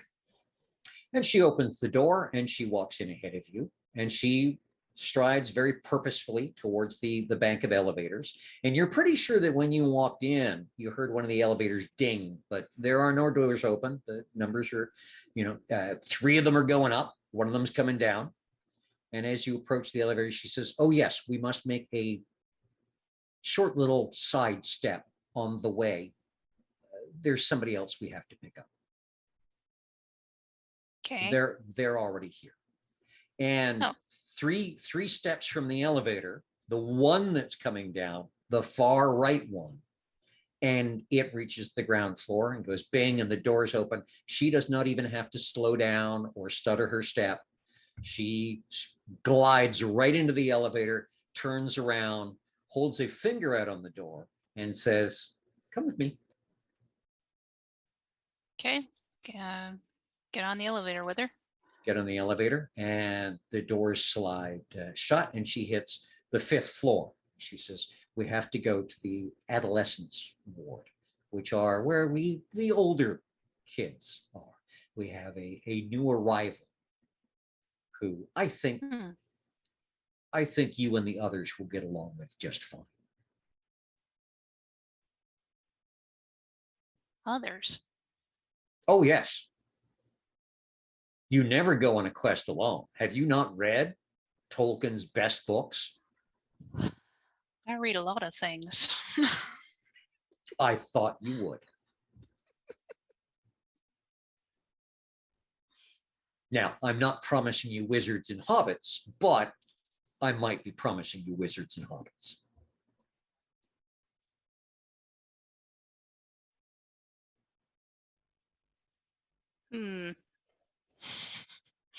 That is just making all sorts of little twinkles go off my brain, but I'm not going to say anything to her just in case. So you get to the 5th floor and the doors open, you step out, and strangely, the nurse's station right there is not manned currently. You can hear people. There's people on the floor. You can hear nurses and orderlies doing what nurses and orderlies do. But usually where you're welcomed and where the central hub of activity is, it's just empty. It's like everyone stepped away for a moment. They're all doing things. It's just, you picked the right moment to be there when no one was there. And Betty looks at you and says, if you would be so kind as to just stay here for just a moment, I will go fetch the last member of our little group. Okay. So seconds later, she walks off down the hallway, goes around a corner. Seconds later, Lee, your door opens, and you've had a short time before, you were brought a very nice dinner. You were brought an extra pillow. The air conditioning is kept a little high for reasons. So extra blankets were brought in just in case you want those to be comfortable. And now just almost right in 7 on the nose, the door opens and the head nurse, Beatrice, steps in. Then she just walks over to the side of the bed and she says, and how are we feeling now? Stuffed. I'm about ready for a good night. Well, I hope that good night does not involve napping because there are things that need to be done. Sure. Okay. Like? And she her motions are so efficient as she peels back the adhesive on your arm, removes the needle from the drip, disconnects you from everything, and says, right, we don't need this right now. We'll replace it when we're done. However, I took a guess at your size, and she kind of, there's a bedside table that's got a cupboard underneath it that nobody has gone into. And she opens the cupboard, and there's a small folded stack of a pair of jeans and a very nondescript looking gray hoodie. And she said, and a pair of sneakers. And she says, if you would like to dress in those and meet me at the elevator in 2.5 minutes, then I think we'll be starting our way on a very interesting adventure. Though, of course, we will have to Cinderella and have you back in this bed before midnight, because when the nurses do their rounds, we have to make sure you haven't gone mysteriously missing. We can't have two mysteries going on in this hospital at the same time. Right. I will leave you to this. And she slips out the door, and you can hear her walking down the hall. Curiouser and curiouser, said Alice. All right. And she starts, she removes the, hospital gown and goes to put on what clothes that she does have on there. And just, it fits. The hoodie is not completely loose. It does actually fit quite comfortably. And also the jeans are surprisingly skinny jeans that actually fit just nice. Excellent. And you make And your way to shoes the are elevator? also the perfect size too. And just like, yes. Yep. okay. Were those always there? I don't care. I like this. Okay. All right, Betty, lead the way. And then she goes out the door and then probably looks down the hallway of just like, and left or right, just like, there's the elevator. Okay. Okay, so Lily, Betty comes back after about 2 minutes, and she stops and says, now we have to just wait for a minute or two. Somebody is preparing themselves so that they are publicly presentable, as is proper. And she just stands there quietly. It's not an awkward silence. It's just a proper quietness for about the 2 minutes it takes for Lee to get dressed. And then Lee comes walking down the hallway. And as she does, Betty says, excellent timing. Everything is so punctual and running exactly as it should. And it's almost as if she just touches the elevator button and you get to go 1, and there's a ping and the door's open. And she goes, let's take that first step, shall we? Okay, get in the elevator. Well, it's like they say every adventure needs its first step or something like that. So you get in the elevators. She presses the button for 2 floors up, 7th floor, and the elevator doors close. Now, even though everybody entered the elevators at slightly different times, through some strange twist of fate, that elevators, for some reason, moved at different speeds. On the 7th floor, there are 3 pings, but they sound like 1. And all 3 elevator doors out of the 4 open at the same time. And all of you step out. Misty steps out first from her elevator in front of you, Lara. Gertie steps out in front of Pen and Alette. And Betty steps out in front of Lee and Lily. And all 3 of them just seem to kind of come together, shoulder to shoulder, and just stroll up the hallway as if they know or expect you're going to be behind them. Now, again, much like okay, there might have been a short stutter there, ladies and gentlemen, and viewers and people, and hey, who knows, maybe some of the fair are watching. If there was, our apologies. The elevators had just all opened up. The 3, Betty, Gertie, and Misty, had stepped forward with purpose, as if they have a destination. And the nurse's station right by the elevator, again, is strangely vacant. It's you can hear motion and things going on down the hallways in the wards, but there's nobody apparent except for the three ladies who are strolling down the broad hallway in front of you. Are you folk following? Oh, Pen's like 3 steps behind.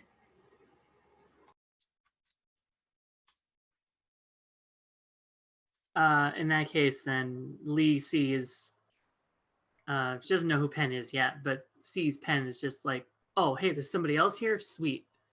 And she kind of looks back at, sorry, Crystal's character. We haven't met yet, so. Yeah, no, it's cool. Technically we haven't, just like, come on, this is so fucking awesome. I think before Penn takes off, they look at everyone and say, well, it's going to be, looks like it's going to be a lot more fun over that way, so I'm going that way. I'm with you on that one. I'm just gonna join kinda you. looking around at everybody else that's there, and yeah, heading down with the crowd, going, what will we encounter? And Alette, she's right behind Pan, but she mutters to herself, not loud enough so anybody can really hear. She's just says to herself, all right, Gert, I just want to let your ass know I've wrestled bears.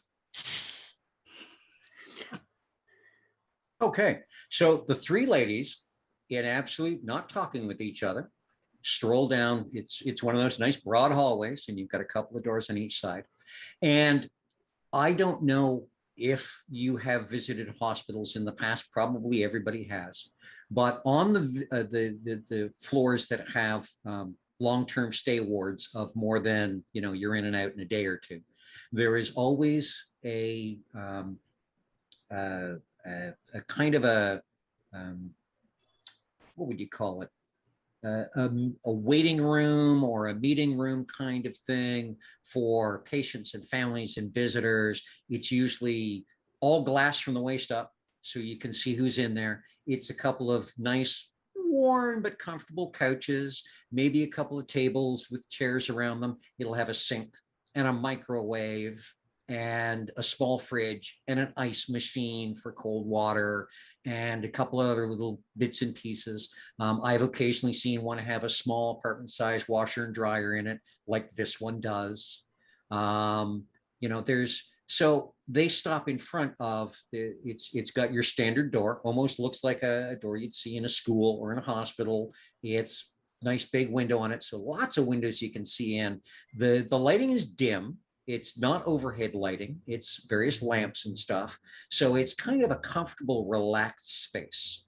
So they get to the door of this, and all three of them turn around and they kind of look at each other. And there's, a Gertie, Betty, Misty, Betty, Gertie, Misty, and Gertie, of course, is, how are we ladies doing tonight? And the other two, Betty is, we are quite fine, thank you. And Misty is, oh, I'm good. How's everybody else doing? And they all turn and look at you again, all five of you. And Betty says, yes, weren't there supposed to be 6? And Gertie says, well, sometimes numbers, the way they work out. I mean, it's supposed to be 6. Then you have the empty chair, but sometimes something happens and we just don't get 6. I can remember that happened a little while ago. And Misty's like, oh, can I do the thing? And Betty turns and looks at her and says, the moon is wanting gibbous, so I suppose, Gertie, do you have the key? And Gertie says, I always have the key. And Betty says, if you would give the key to Misty. And Gertie says, oh, gladly, yes. And from somewhere in her apron, she pulls out a very old-fashioned looking big brass key and hands it to Misty. And Misty says, you are all going to enjoy this, because for some of you, this might be the first time getting to see this. And for some of you, it might not be. But I always love this. And she turns, and the door's got a normal key slot in it. It does not look like it would fit, but that key slides into the door handle. And she turns it, and she opens the door, and she says, okay, watch right now, and then come take a look in the doorway, but just watch. And she steps, and through the glass, you can see her go in, and she seems to sit down at a couch and pick up a magazine off the couch and start reading. And the other two are just sitting there. And yeah, Betty's kind of got a little bit more of a smile going on right now as she leans towards Gertie and says, I think Misty is showing off. We'll have words about this later. And Gertie nudges her with the elbow and says, oh, hush. You let her do her thing. She doesn't get to have fun all the time. You old grump.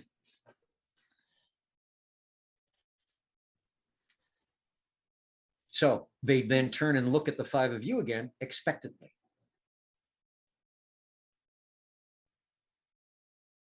Hi. And Gertie kind of at the doorway.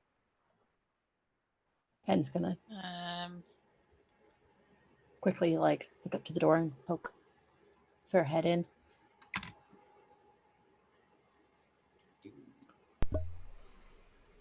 Lara's gonna do the same. Cause Timidly. Okay. People start leaning in towards the doorway. What you see through the doorway is not what you see through the glass. mm, First of all, you see Misty standing in the middle of the room. And you can go back and forth and see her sitting on the couch, staying in the middle of the room, sitting on the couch, staying in the middle of the room. And the room looks different. It's a little more shadowy, but a little brighter at the same time, weirdly. You can't see where the lights are coming from. The sofas and the chairs are much more plush and much more worn. And instead of fabric, they're leather. The tables are wood instead of that wonderful plastic stuff. The fridge isn't there anymore. It's a big old wooden ice box. The microwave has been replaced by, and the microwave is one of those ones on a shelf about eye level.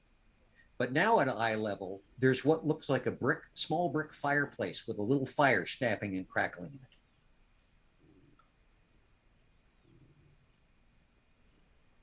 Pen will poke their head backwards, and call over her.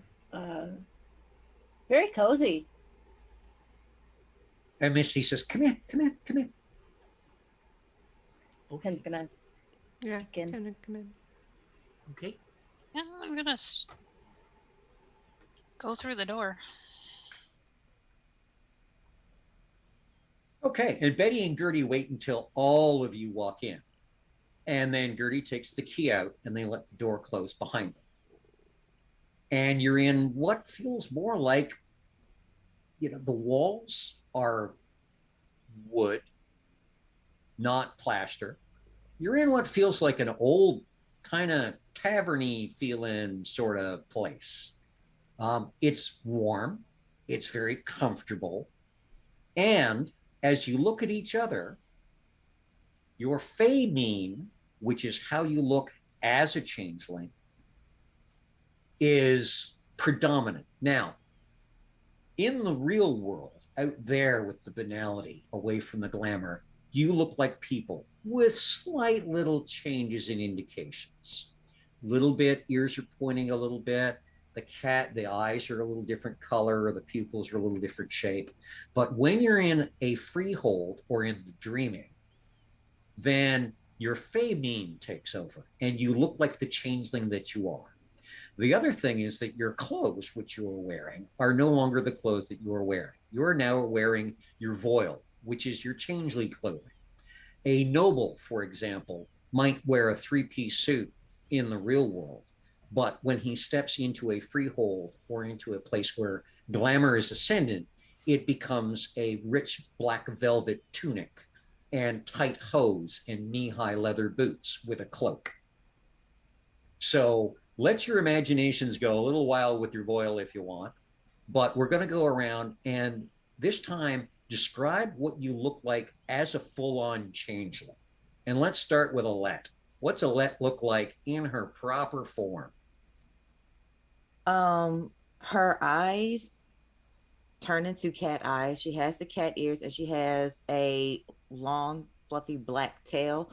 Her nails are kind of claw-like now, and she's kind of dressed as a pirate wench. And she's turns around and she's looking at everybody and she goes, "Holy shit, we're in Narnia." Okay, Pen, what do people see when they look at you?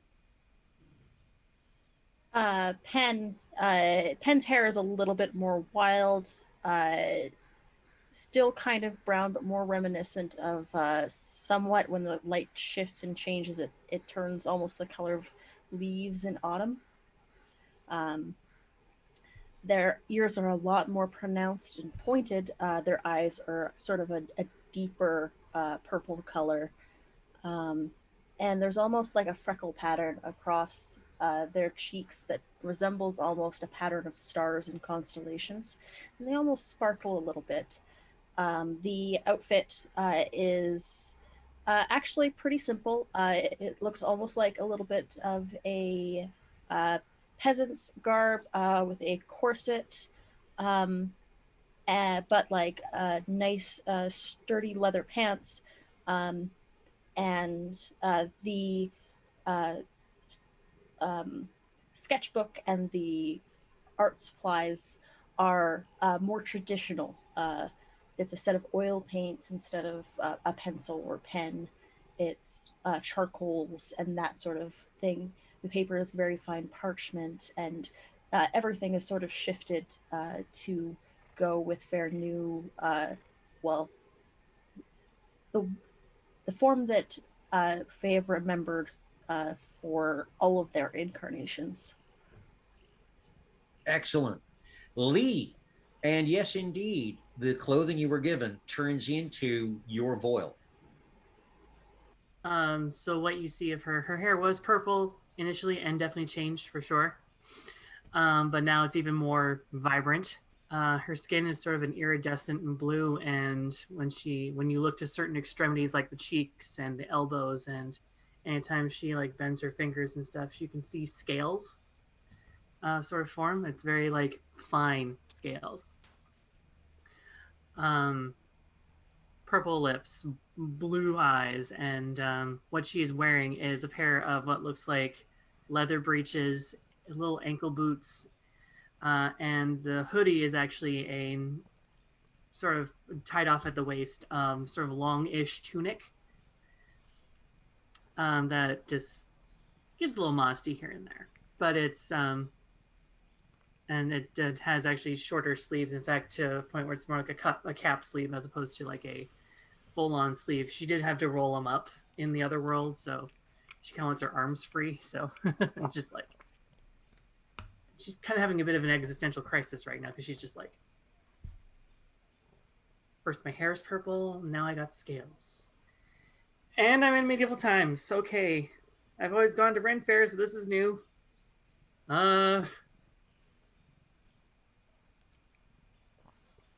Okay. Lily, what do people see when they see you? Yes. So, might recall how I was talking about my hair earlier in the morning, but it has gone full halo, like Bob Ross times 10. Big. Little bit pointy ears.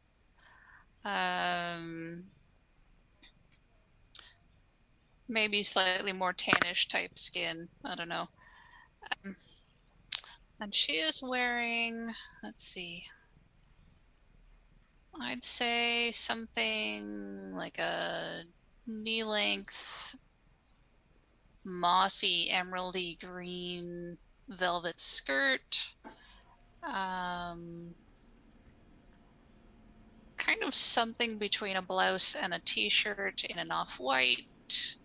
A sort of lace-up bodice bustier kind of thing.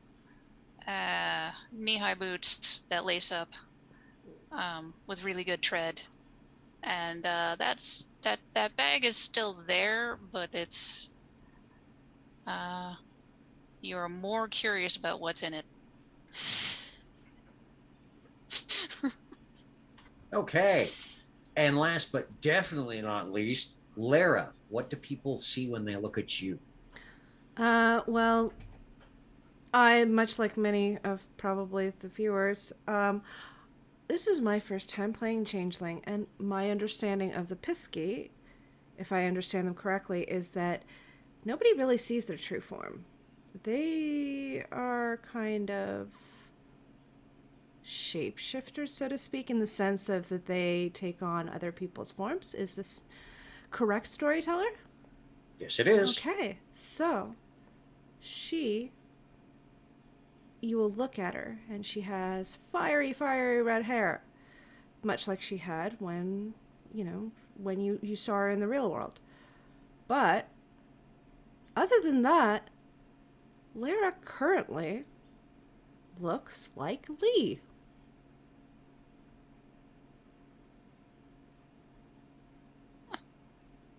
Okay. I definitely don't have a twin.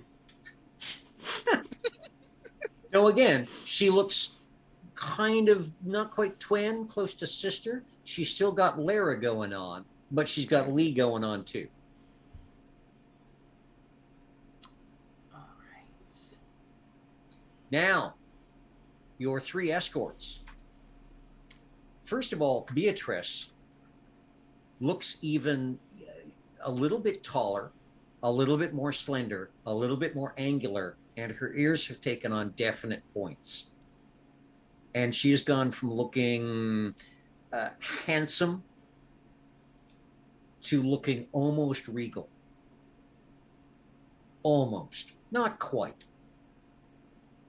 But there's something there that just radiates what, as a head nurse, she had outside of this room, which is, you definitely listen when she tells you something and you pay attention. Gertie has become even more everybody's grandmother. She has become a little shorter, a little stouter, a little more round, somehow has even more laugh lines and wrinkles than she had before. And that gray hair has kind of gone a little crazy. Not quite to Lily's extent, but there's a whole lot more of it. You'd actually think if it weren't for the feet, she was a hobbit. Misty still looks very much like Misty, except there's a bit of a glow about her. And now, and again, it's something Lara would notice more than anyone else would, but she's got a couple of bracelets on each arm, on each wrist. She's got rings on 5 out of her 8 fingers and 1 thumb. And they all have different symbols on them, pentacles, stars of David, crescent moons. And those are all kind of glowing too. You've all experienced glamour before. You know how it ebbs and flows. You know how to find it. And you can feel that while everybody here has got innate glamour and can use it and has the ability to draw it in and use things with it, Misty is more wearing glamour. You can also feel from that little fire and that little fireplace on the side that there's a little bit of glamour coming out of there too. So most of you would probably know, if you hadn't met them before, you've heard about them. But Betty, Gertie, and Misty are 3 very, very well-known kith. Betty is definitely a she. Gertie is a bogan. And Misty is what's called a kinane, which is somebody who's got fey blood, changeling blood somewhere in the family, but didn't quite become a changeling. They're glamour touched, but they're still rooted in the real world. So Gertie immediately bustles over to the cupboards and starts drawing out mismatched teacups and saucers. She takes an old, looks like an old black iron tea kettle and fills it with water. And you can see now that the sink doesn't have taps. It's got a little hand pump, and she's filling it with water. Misty sits down, and Betty just kind of tucks her hands in front of her and looks at you all and says, now, I imagine you all have questions, because I know that the first time I walked in here, I had questions. Do any of you not have questions? Yes. I mean, I don't have questions. This all seems very standard. yeah, I mean, clearly she's made of glitter. I'm a cat. She's a fish or fish frog something, and she's the heat miser. Yeah. And I have Oh, all not the even- questions. I have like all of the questions right Oh. now. Like starting with, what the hell? Where the hell am I dreaming? Am I dreaming? This is a dream, right? Fever dream. No. Now, that is an interesting use of that term, because yes and no. Lily is sort of giggling. Now, It's just I shoots a think- glance over at Lily, just like, I think to start off, we should all introduce ourselves, and then I will tell you, once we know who we all are, then we can get to the why we all are and how we all are.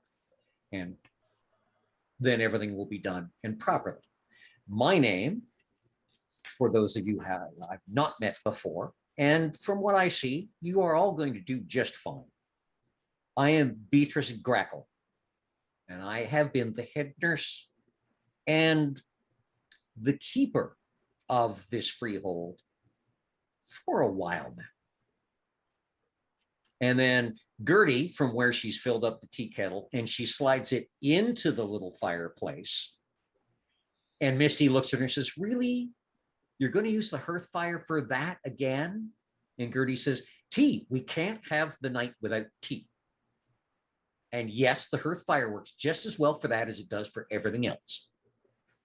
Oh, yes. My name's Gertrude Bondum, and I run the kitchens downstairs because that is my place. And when I am not running the kitchens downstairs, I am neatening and cleaning and cooking for this freehold upstairs here. We'll get to the rules of the freehold in a minute, because there are always rules no matter whose house you're in. And then Misty says, well, I suppose it's my turn. My name's Misty Partridge, and I'm not one of you. I'm not one of the Fae, but the Fae are in my family. So when the Fae magic is shared, I can kind of become a distant cousin and see everything and experience everything. But when the magic runs a little thin, then I get to go back to being Misty Partridge, the manager of the gift shop downstairs. And I'm here because my mother ran the gift shop and she was part of this freehold. So when she retired, I seem to have become manager of the gift shop. And Betty says, excellent. How about we continue on and go around the rest of the room and just introduce your names, because you're going to have to become familiar with each other. And she looks at Lara and says, you I've seen around but do not know. So may we start with you, please? So well, they call me Lara, but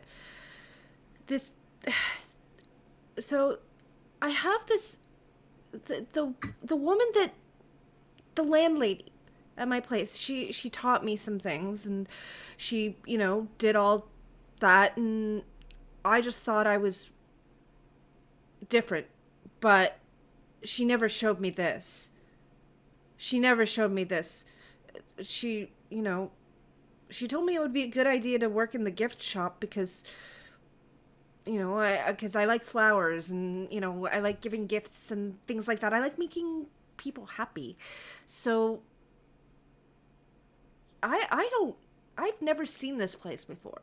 It's strange to me. But yeah, so I mean they call me Lara in but she always called me Lorentha. I don't know why. But she just said my name was really should have been Lorentha. So that's me. And Well, you went to work in the gift shop because you needed to be where you needed to be. And now you're here, which is where you're supposed to be. it's just also it's really strange. Like why I don't my parents just they live just 30 minutes from here. They never showed me any of this. Well, sometimes it skips a generation, and sometimes people get a little too stuck in the real world and they forget who they are. And this is one of the reasons this freehold is here, to help you remember who you are. Some of you are fortunate in always knowing who you are, but some of you have to be careful that you don't slip too far into the world of the humdrum. If the glamour leaks away too much, you may forget who you are. And that would not be good, particularly because this part of the world needs you as who you are now, right now. We'll worry about tomorrow. And then she looks at Alette and says, and I've heard about you. Many of my children love your visits, but I'm not sure what your name is. So and I know the rest of these people don't know your name. So if you would like to take your turn, please. Alette. My name is Alette. Um, I didn't think that there were people kind of like me out here. I mean, I knew when I was a teenager that strange things was happening. Animals would follow me home, and I could talk to them. And I'm not from around here. I'm kind of on the run because of the incident at the San Diego Zoo where I might have freed some animals. We don't need to get into that right now, but yeah, that's And at that point, the kettle whistles, and Gertie reaches in, and without anything on her hand, picks up the hot metal kettle and starts pouring into the cups. And she goes, "Oh, they didn't know there were more. Wait till their first day at court." And Betty goes, "In time, thank you. There's an order to things." And turns back and looks at you, Alette, and says, "Well, San Diego's loss is Toronto's gain, and the Toronto Zoo is much nicer to its animals. As well, the Toronto Zoo's on the outskirts of the city, so if you have to let something free, it's got a lot more space to run." And then she turns and smiles at Penn and says, "You're another one I've heard about, but even less than Alette. You're the little artist who just tends to show up, do some wonderful little magical sketches, and then disappear again. And I have a feeling I might know some of your family, but none of the rest here do. So if you would be so kind as to introduce yourself." Penny Devlin, lovely to meet you all. I work at the Beguiling with my family and in their freehold there. Let's see. Here's a good question. Do none of you know what you are? Do none of you remember anything? I remember lots of things. What do you mean don't remember? I mean, I know like the chrysalis, like all the past lives, like none of that. None of that, really? What I want to know is live more than once. Why do I look like her? Why do I look like her? Like I know I had the different hair, and it's nothing personal. It just why don't like all of you look different? Why don't I look like? Why don't I look like something different? Yeah, what's Chris? What? This is about my 24th incarnation, if I remember correctly, and I always remember correctly. It's Oh boy. Oh boy. Yeah, it's probably better that you all discuss this. My family are all storytellers like me. The beguiling tends to get like the newest, coolest stories, and then we take that little bit of glamour that we get and we sell it back to the kith. You know how it is. There was a lot of words I did not understand. Like what? I also tend to talk really fast. I'm sorry about that. Yeah, my landlady That's a Toronto thing. didn't tell me any of that. No, landlady didn't tell me any of that. She just said, "Oh, here's this thing that you can do if you do like if you think about this way and like wiggle your fingers like kind of like a Sabrina thing." And I was just like, "Oh, okay, that's cool. I'm different. That's what are you talking about?" And Betty goes, class will be in session in a moment. And she looks at Lee and says, you I've just met, and these people have met you even more recently than me. If you would like to share what you know, so at least they have a name to call you by. I am Lee, and I'm apparently Aquaman. And I Gertie understand that says, reference. yeah, Gertie says, yeah, most underrated superhero and one of the best. Loved Aquaman. Always loved Aquaman. Is that Gertie saying that? That's Gertie. As she's continuing to, you can hear the teacups Like, clinking behind you. I only appreciate that because I really appreciate your food. And she smiles at Gertie. And Betty turns and finally looks at Lily and says, and? And I'm Lily Winters, and I have less questions about this room and more questions about what's after this room. Oh, don't be shy about yourself. Lily is going to be your lore keeper.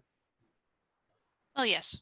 I collect things and I record things and yes. And Betty says, Well. That one asked. Does no one here remember anything? It's like, well, I remember lots of things. Just I'm just quiet right now. Well, not right now, but right now.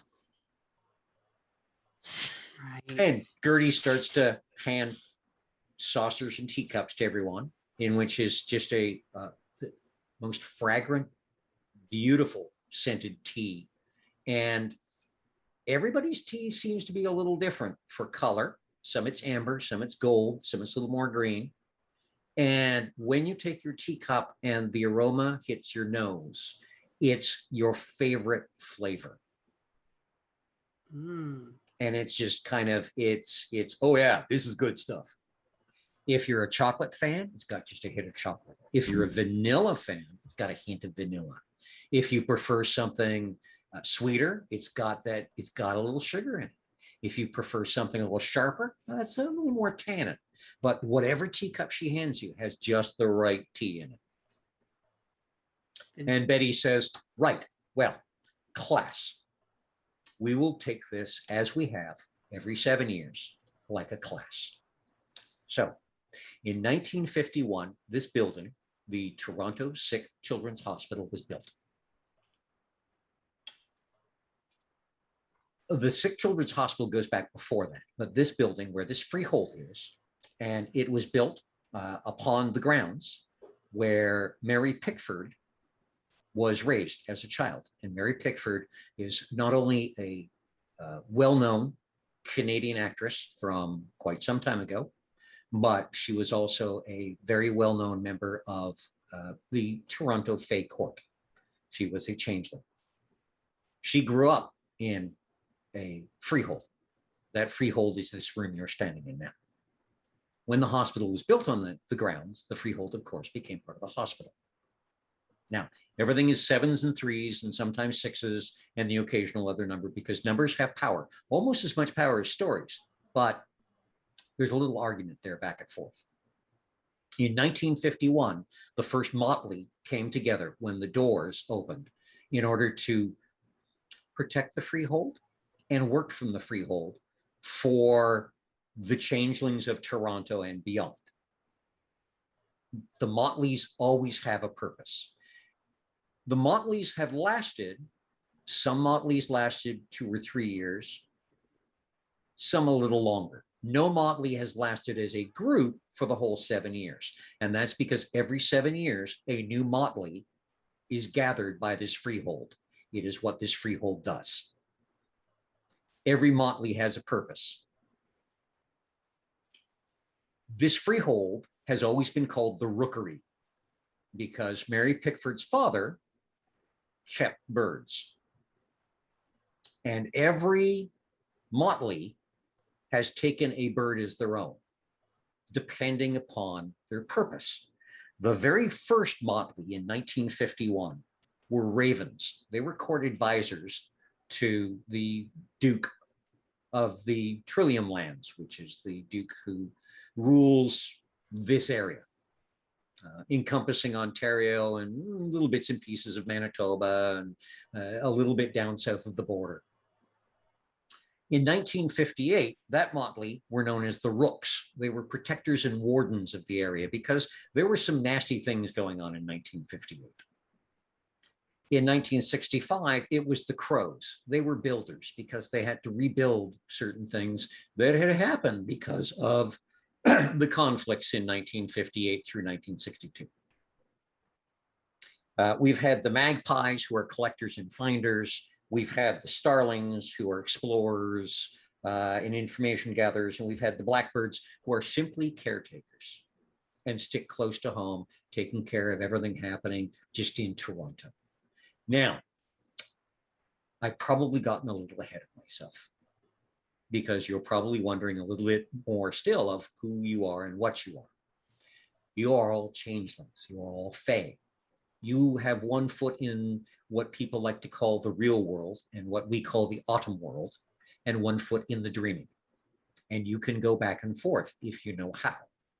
The key, which Misty used, is a way to go back and forth. We will be giving you a copy of that key. But again, there are always rules. You can only enter the freehold once every 7th day. Every Thursday at 7 o'clock, the freehold can be entered for an hour or two. You can stay as long as you like, and when you leave, it'll be an hour or two later. However, staying in a freehold is very dangerous. If you get too much glamour, you can become dreamstruck and end up stuck here. So it's a good place to rest, to heal, to relax, but try not to spend months here at a time. We have had that happen with a motley, and it was not pretty. All of you will have remembered stories, myths and legends about elves and goblins and things that go bump in the night, far back when mankind apparently wasn't as learned. Well, I have news for you. Those things existed, and mankind was sure as heck learned back then. They were just learned differently. And then the Sundering happened, and most of us went home to Arcadia, which is deep in the dreaming, but some of us stayed. And then they put a man on the moon, and Woodstock happened, and some amazing things occurred in the 60s, and the world filled with glamour and hope and possibilities again, and doorways and trods, which are roadways, and gates opened, and many of us came back. And there have been some back and forths. Many of the She, and I do not hold with this, many of the She feel that they rule properly, and many of the rest feel that the She abandoned them and therefore do not have the right to rule. We three stand aside from this, as do certain other groups. We do not take a side for the commoner or the She. We're here to help everyone. Our motto is, there is them, there is us, and there is me. So we are independents, and we are here to help where help is needed. And this freehold, every 7 years, needs a little hand gathering its motley, and this is what we do.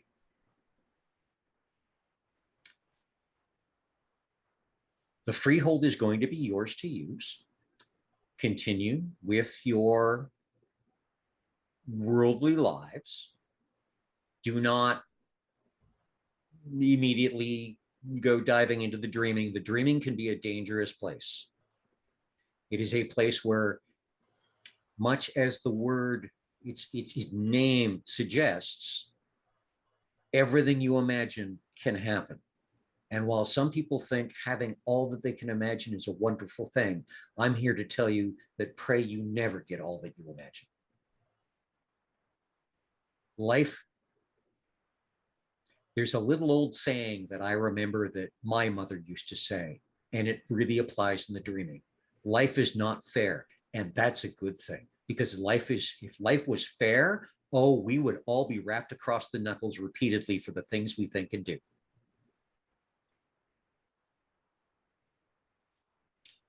You may, from time to time, be called to go into the dream. Go carefully, carry a big stick, and Gertie giggles and says, or a long hat pin. Love hat pins. And Betty just gives her a look and says, and be very careful. All of the stories you've heard about the Fae are true. Oaths are taken seriously. Never eat anything you're offered without making sure that there's not a trait involved. Promises can be tricky. And at that point, Gertie kind of looks both towards Alette and Penn and kind of does a very obvious winking. So you always want to be very careful what you're trading to make sure that you get the proper deal. Because if words can be twisted, then words will be twisted, because the stories always have to happen. But you have to control the story. The story's going to want to control you. There is no happily ever after, but there's also no and then they died. It's always somewhere in the middle. You can't have happy stories without sad stories, and you can't have sad stories without happy stories. Don't let the story tell you what's going to happen. Make sure that you tell the story what's going to happen. So with that basic little bit of history, now it's question time. So do any of you have any questions? Me? I think Lara was first. Yes. Okay, I asked it earlier. Why does everybody else look like something interesting and different, and I look like somebody else? Or why does she look like me? I don't even know. Hey. No, it's nothing personal. It's just I thought that, That's one of your gifts, let's call it. At which point Misty goes, hey, Canaan have gifts, you have arts. And Betty looks at her and says, arts are different. Shh. I thought Penn was the one who had arts. Yeah.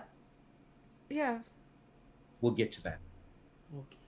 You, every time you enter the dreaming, you will possibly look like someone else until you learn to look like you. I'm going to say this is your first time in a freehold. So you haven't learned to look like you yet. No. You look like someone else. And that's one of your gifts. Now, arts, and she looks at Misty, arts are how we do magic. A little bit of glamour, a little bit of, next Thursday, we will meet together and we will have classes and we will find out what arts you can do. And we will teach you a little bit of how you can do it. And we will see what we're all capable of. We don't have enough time tonight because it would involve us staying here far too long. And I don't want you to get dream-addled too quickly, especially for those of you who it's your first time in a freehold. Now, this freehold doesn't make a lot of glamour. Try not to tap it too often, because a lot of what is made in this dream hold goes to the children in the floors down below. and we don't want to deprive the children. This is what they are not in the best world downstairs, and this is what helps keep them happy. She looks at Lilette and says, you've seen them laugh and play, particularly when you show up, and that's a little bit from this freehold.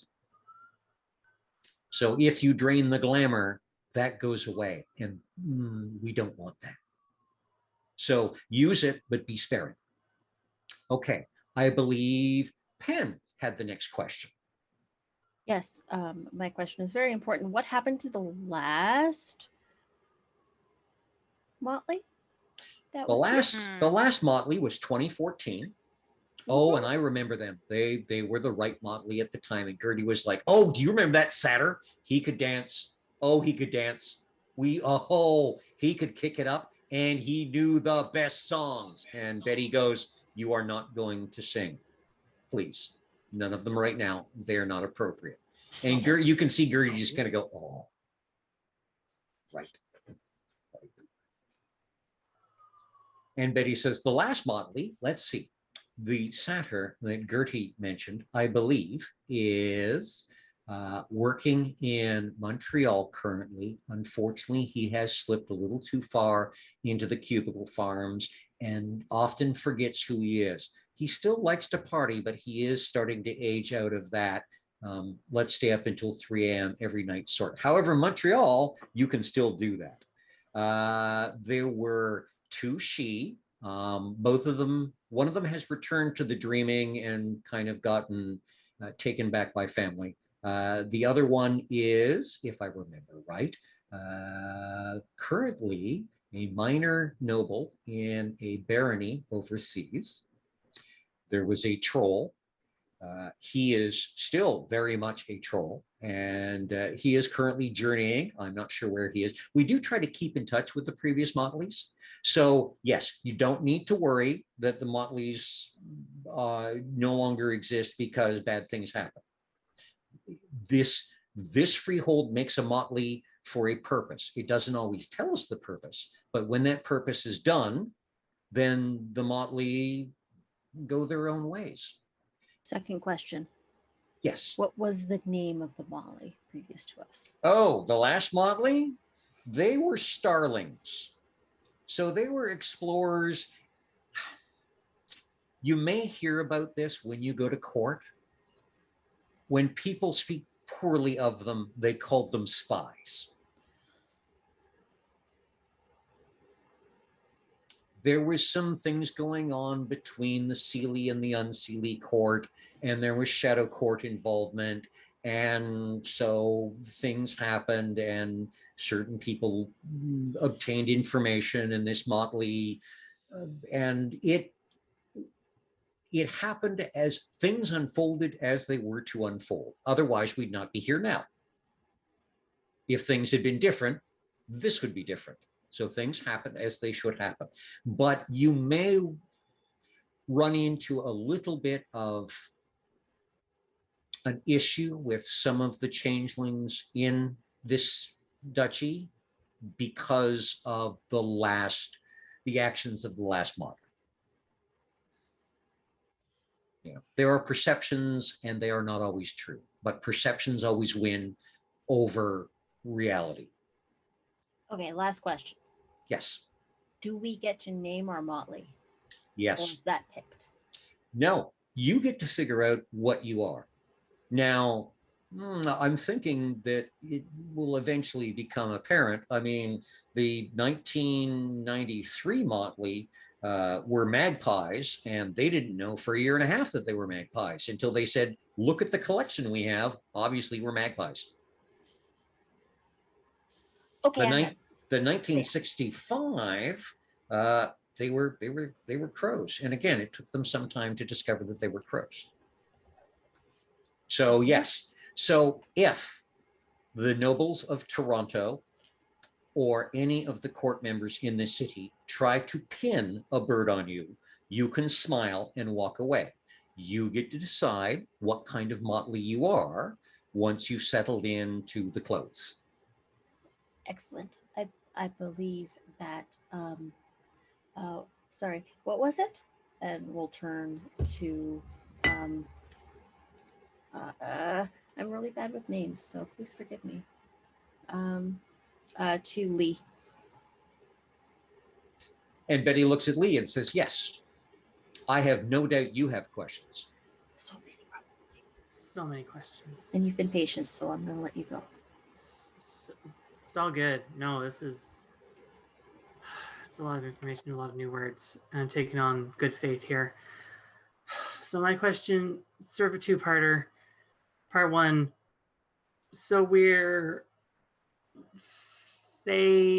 changelings and stuff like that, right? If I'm getting all this correctly? That is correct. Okay, so about this chrysalis thing.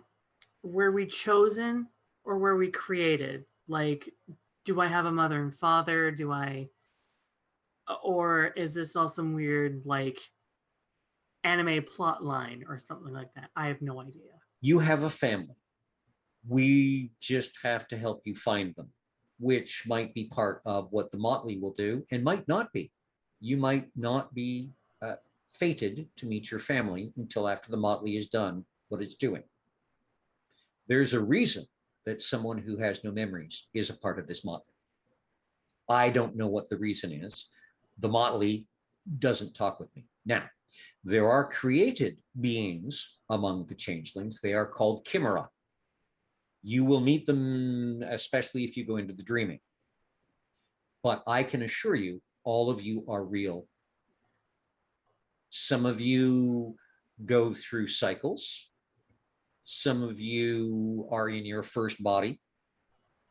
Some of you have stepped into a person, and some of you are a person with a connection.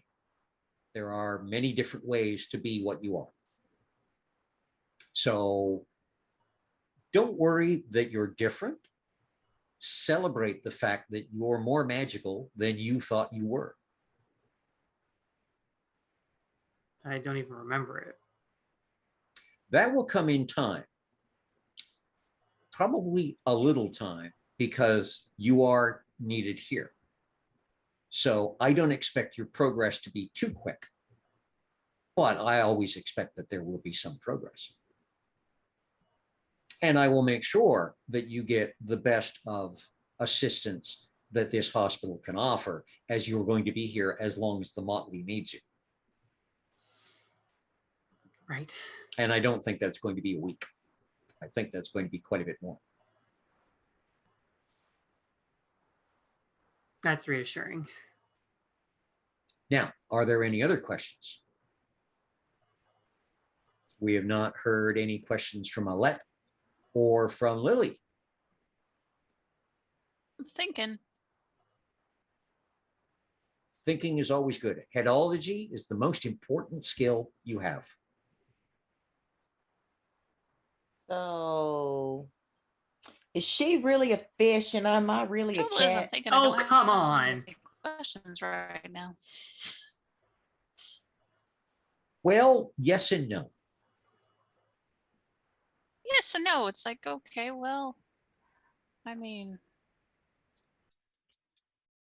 yeah, no, I am pulling the largest blank I can think of possible. It's like, okay, we're in a freehold. Know what you all are, and what you all are, and pretty good what I am. Knows anybody got a question for me? Yeah, what am I, if you know what I am? Storyteller, could you remind me? Oh, I don't have her character sheet in front of me. I could even tell you as well, out of character. Out of character, I'm a Selkie. Oh, that's right. Right. Okay. Well, you're a Selkie, Lee.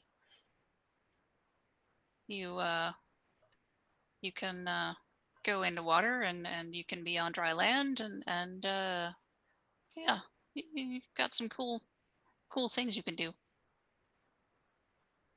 So I'm not a fish. Oh no. See? Though I mean, I traditionally more of like a seal. I think you can talk I'm to a them. seal. We should Kinda, yeah. test it out. Yes. And Gertie says, well, there isn't a swimming pool in the hospital as much as we've asked, and we're not going to dump you in one of the cold baths. But I think we can No. arrange for an outing, perhaps down to Lake Ontario if the beaches are open, or there are a couple of pools that if you're there at the right time, you don't have to worry about not us staring when you do something different. And Betty says, oh, yes, we should mention that. You're going to learn some skills that involve the use of glamour and tapping with the dreaming. You can use these very easily in the dreaming. They're harder to use out there. You can use them out there, but be very careful. Most people will explain to themselves what they saw. So if you make for example, a doorway appear where there's no doorway and walk through it, anybody who sees you are going to convince themselves that you walked around the corner or left a different way. But there are some people, we'll call them, who might remember, and they are not always nice people. You want to be very careful of the autumn people. And we'll get into that when we're teaching you your things. There will be a few more classes before we, I would like to say, allow this freehold to set you loose on the world, except we don't get to allow this freehold anything.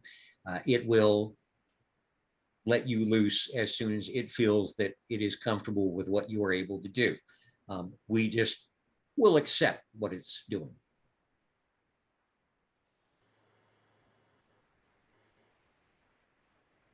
So I can't eat her since she's not a fish, She's a seal.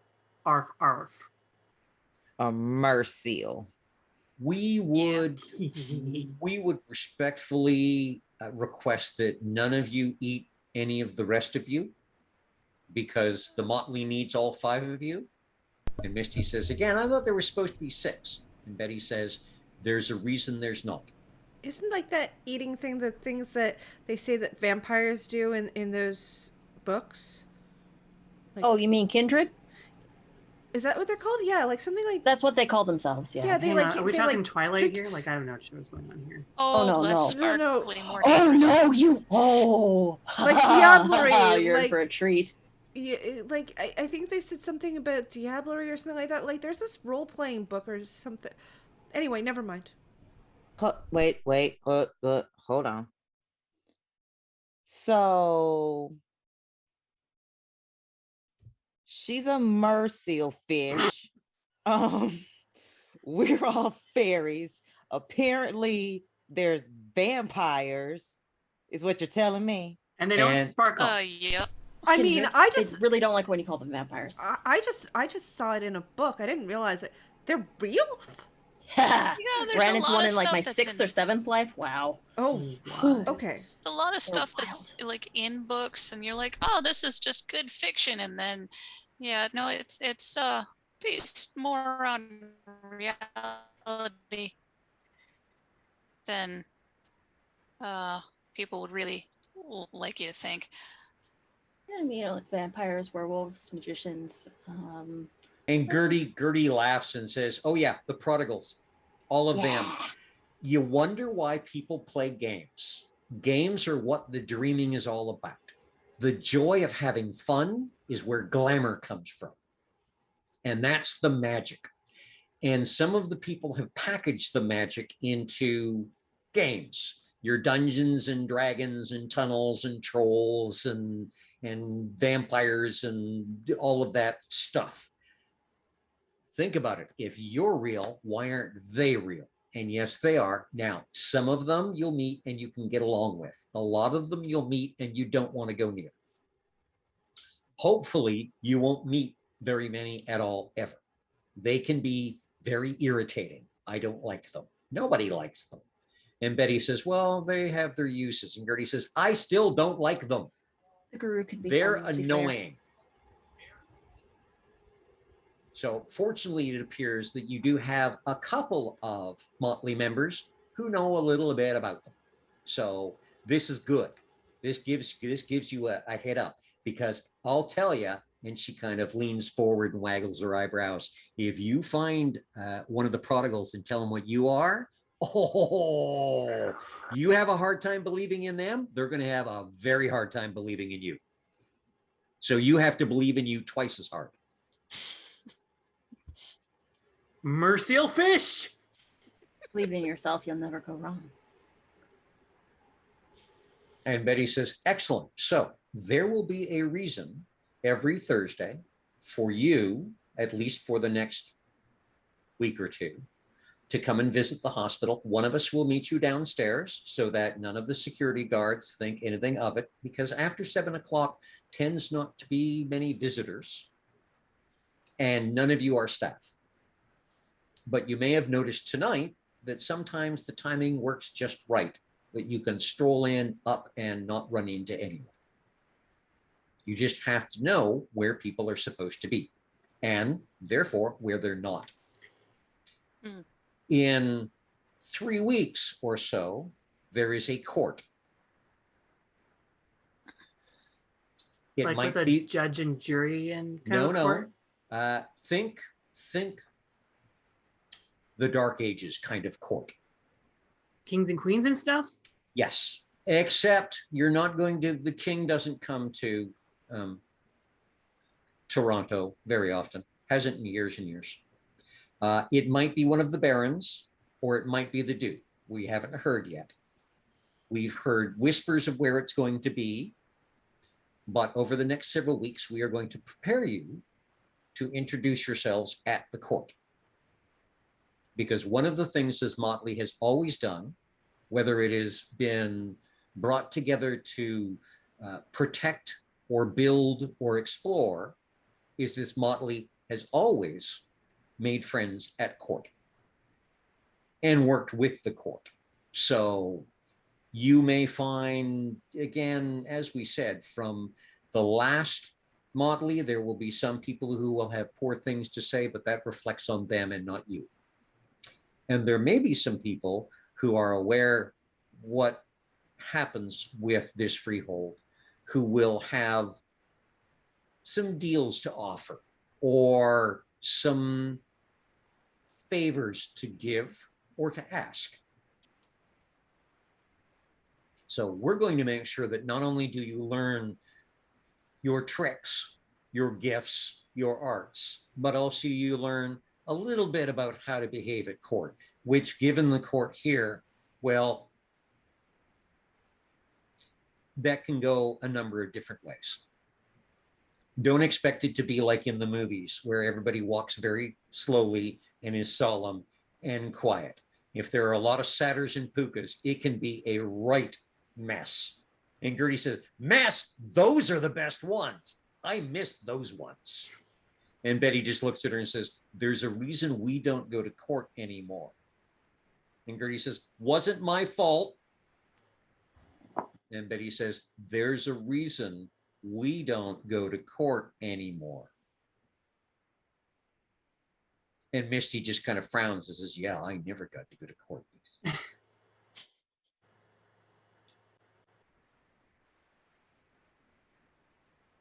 Misty, does this mean that I have to do inventory every week? And Misty says, oh, no, we'll find another reason.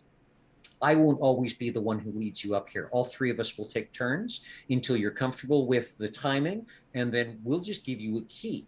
Oh, and she looks at Gertie and says, the key. And Gertie says, oh, yes, the key.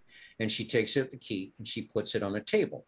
And then she passes her hand over it slowly. And as the hand covers the key, she kind of seems to whisper something. And you all feel a little something up your spines. Not sure what it is, just kind of a little wiggle. And then as her hand drifts away, there are two identical keys on the table. And she tucks the one key back in her apron pocket And she slides the key onto the table and says, okay, here's your first decision as a Motley. Who's going to be the keeper of the key? I am really good at not losing things.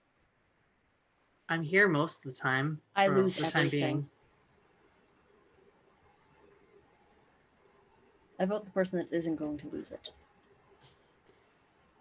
Well, how about you, Alette? Because, I mean, from what I hear, you work at a zoo and you've not lost any of those keys. You should True. have one, and And Misty says you can take turns. You don't have to have a keeper of the keys. You can.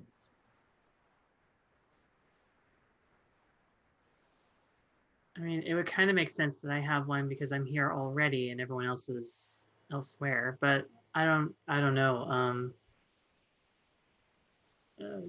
Lara, do you? I don't know if I should be keeping a key. 'Cause, you know, when stuff goes into my pockets and I forget about it, and you know, I don't know why that is, but And maybe it's then you best that I wash don't it. keep it. Maybe it's best that I don't keep it. Maybe Alette and I should keep each of them for now. What? Okay. No, I thought there was one. But there was 2 more. Never Right. Yeah, mind. no, there were 2, and Gertie tucked one back into her apron. My so bad. there's 1.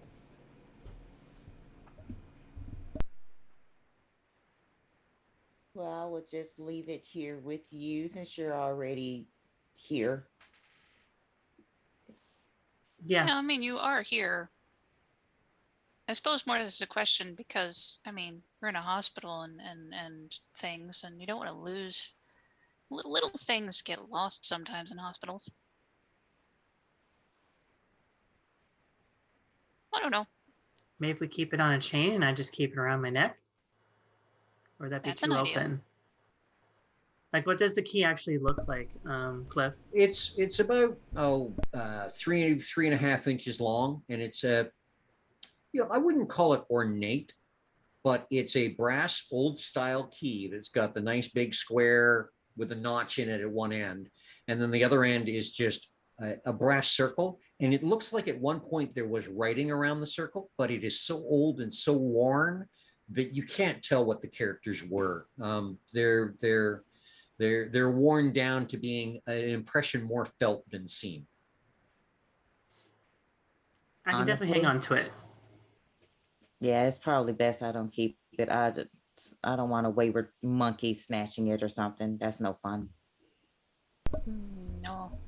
There's less likely a chance for something to go missing here. I'll just have to find a way to keep it on myself. I'd probably ask maybe Betty or Gertie or Misty, was it? And Misty nods. And then Misty says, oh no, we're with the 3 of us, we have our key. Gertie's got it. Any ideas of how I can keep a key so it doesn't go missing? Betty says, well, around your neck, maybe, as long as, we're careful about things. When we get back down to your room, you're going to put the clothing back into the little cupboard, and you will find that it's only there Thursday nights. I wouldn't put the key there. Was gonna ask. It's only there Thursday nights, or if there's another night you need to leave. Do be careful leaving the hospital. It's going to be necessary, but at the same time, you want to make sure that you're Cinderella and back in bed or something is arranged by the time it's a nurse's rounds. Yes.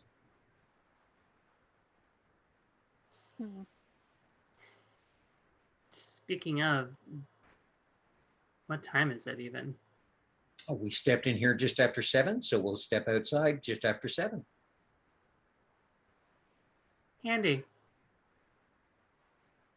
Time moves very differently in the dreaming.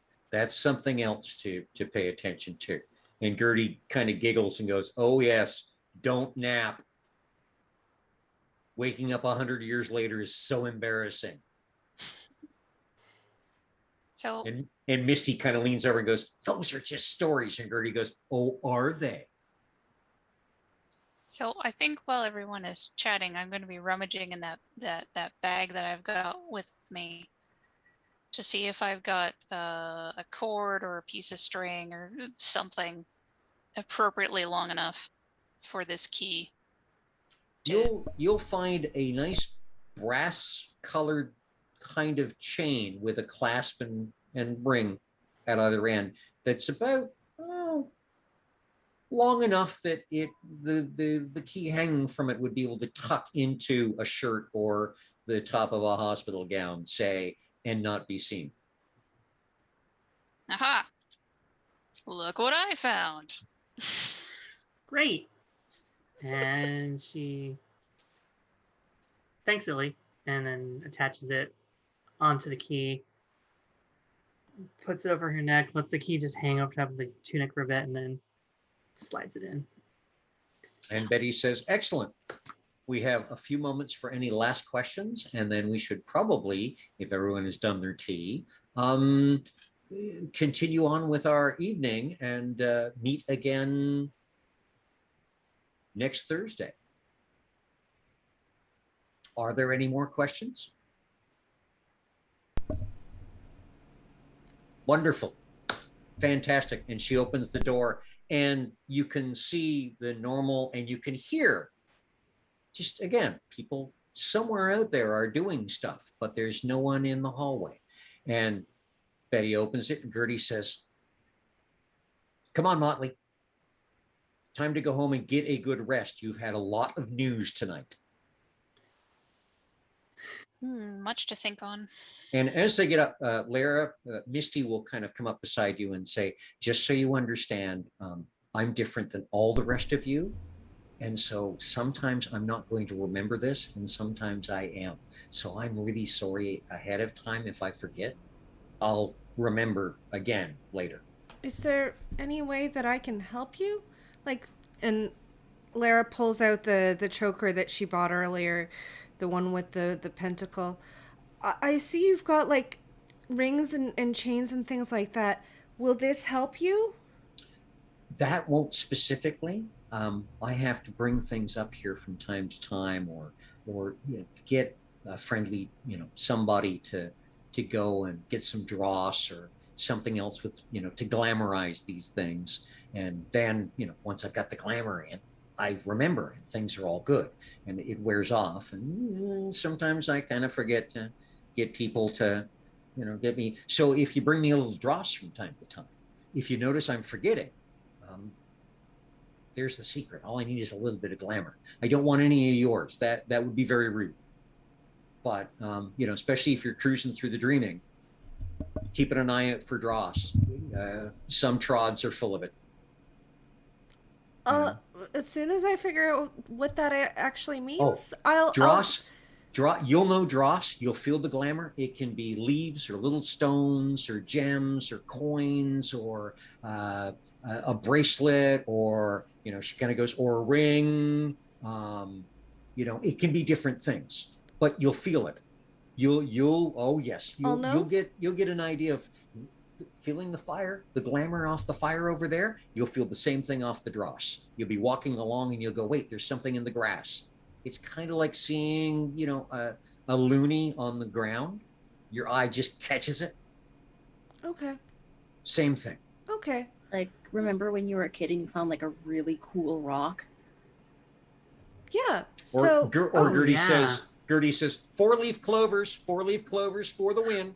Okay. Every time. Okay. So if I feel it, then I'll grab it and I'll bring it over to you. And then that way you can remember it. That's cool. Okay. Misty says, "Thank you. And don't forget, dross is also something you can use. So don't give me all your dross." Okay. But we'll teach you that next week.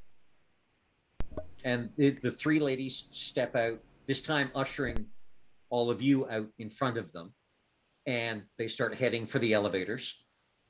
And this time, Betty presses the button and there's a ding almost immediately. The elevator opens and she says, "Have a wonderful night, Motley, and we will see you at 7 o'clock next Thursday downstairs in front. And Gertie says, oh, they're adults or nearly so. Let them meet up here. And Betty says, fine, you can come in on your own. We'll make sure the security guards know or are taken care of. And we'll meet up here at 7 o'clock next Thursday.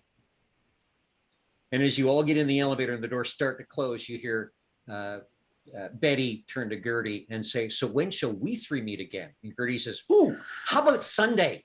I'll bring the tea and biscuits. And Misty, as the doors are closing, is like, well, I'm hoping I remember. And why can't I bring the tea? And Betty says, because you never do the tea right. And then the doors close. Shakespeare, right out of the text. Okay, and we will wrap with you folk going downstairs and heading home. Because it's about, we're probably about the 3-hour mark with all the breaks and everything in.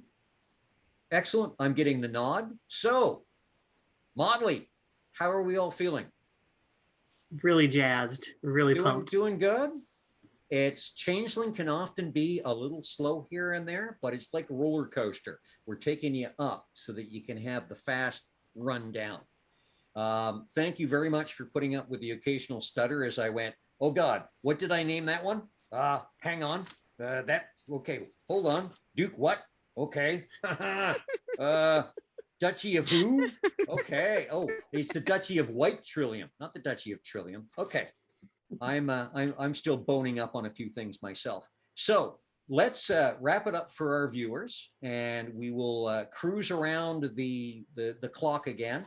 And this time, let people know where they can find you on social media, where they can find you gaming and other games, shamelessly self-promote, advertise. Let people know if you're free to game and stuff. So if they go, wow, they're a great role player, I want them to play in my strange standalone Vampires of the Wild West game, they can reach out to you. So going backwards this time, we will be starting with Joanna. Hello, I'm Joanna. I was playing Lara, and you will find me mainly on Vancouver by Night. You will find me playing the Tremere Vampire Abigail on Delve into Darkness. You will occasionally find me on a one-shot here or there, sometimes on Martlet, sometimes on VBN, and you will find me in little snips and pieces of our Patreon. So Vancouver by Night's Patreon has all sorts of little goodies, things that, just add a little bit of zest to the stories. So definitely, if you're interested, you can go and you can help us out on the Patreon. Thank you, Cliff. Since I don't have much to say, thank you, Cliff, and thank you for the music to the one, the only Mike from Kraken Not Stirred, because the music for our intro, our outro, and our intermission music is fantastically geeky, and we love it. And that's it for me. Thank you, Joanna. Let's slip over to Crystal. Hi, Crystal. Playing Lily Winters, your friendly neighborhood. I am not really much on the social media, though that may change. And otherwise, I shall be here playing this game with these people, doing stuff. Fantastic. Thank you very much. And next we have Rose. Hey everyone, I'm Rose. I played everyone just newly discovered Selkie by the name of Lee. You can find me on most social medias. There will be a link tree in the chat down below. I have Instagram, Twitter,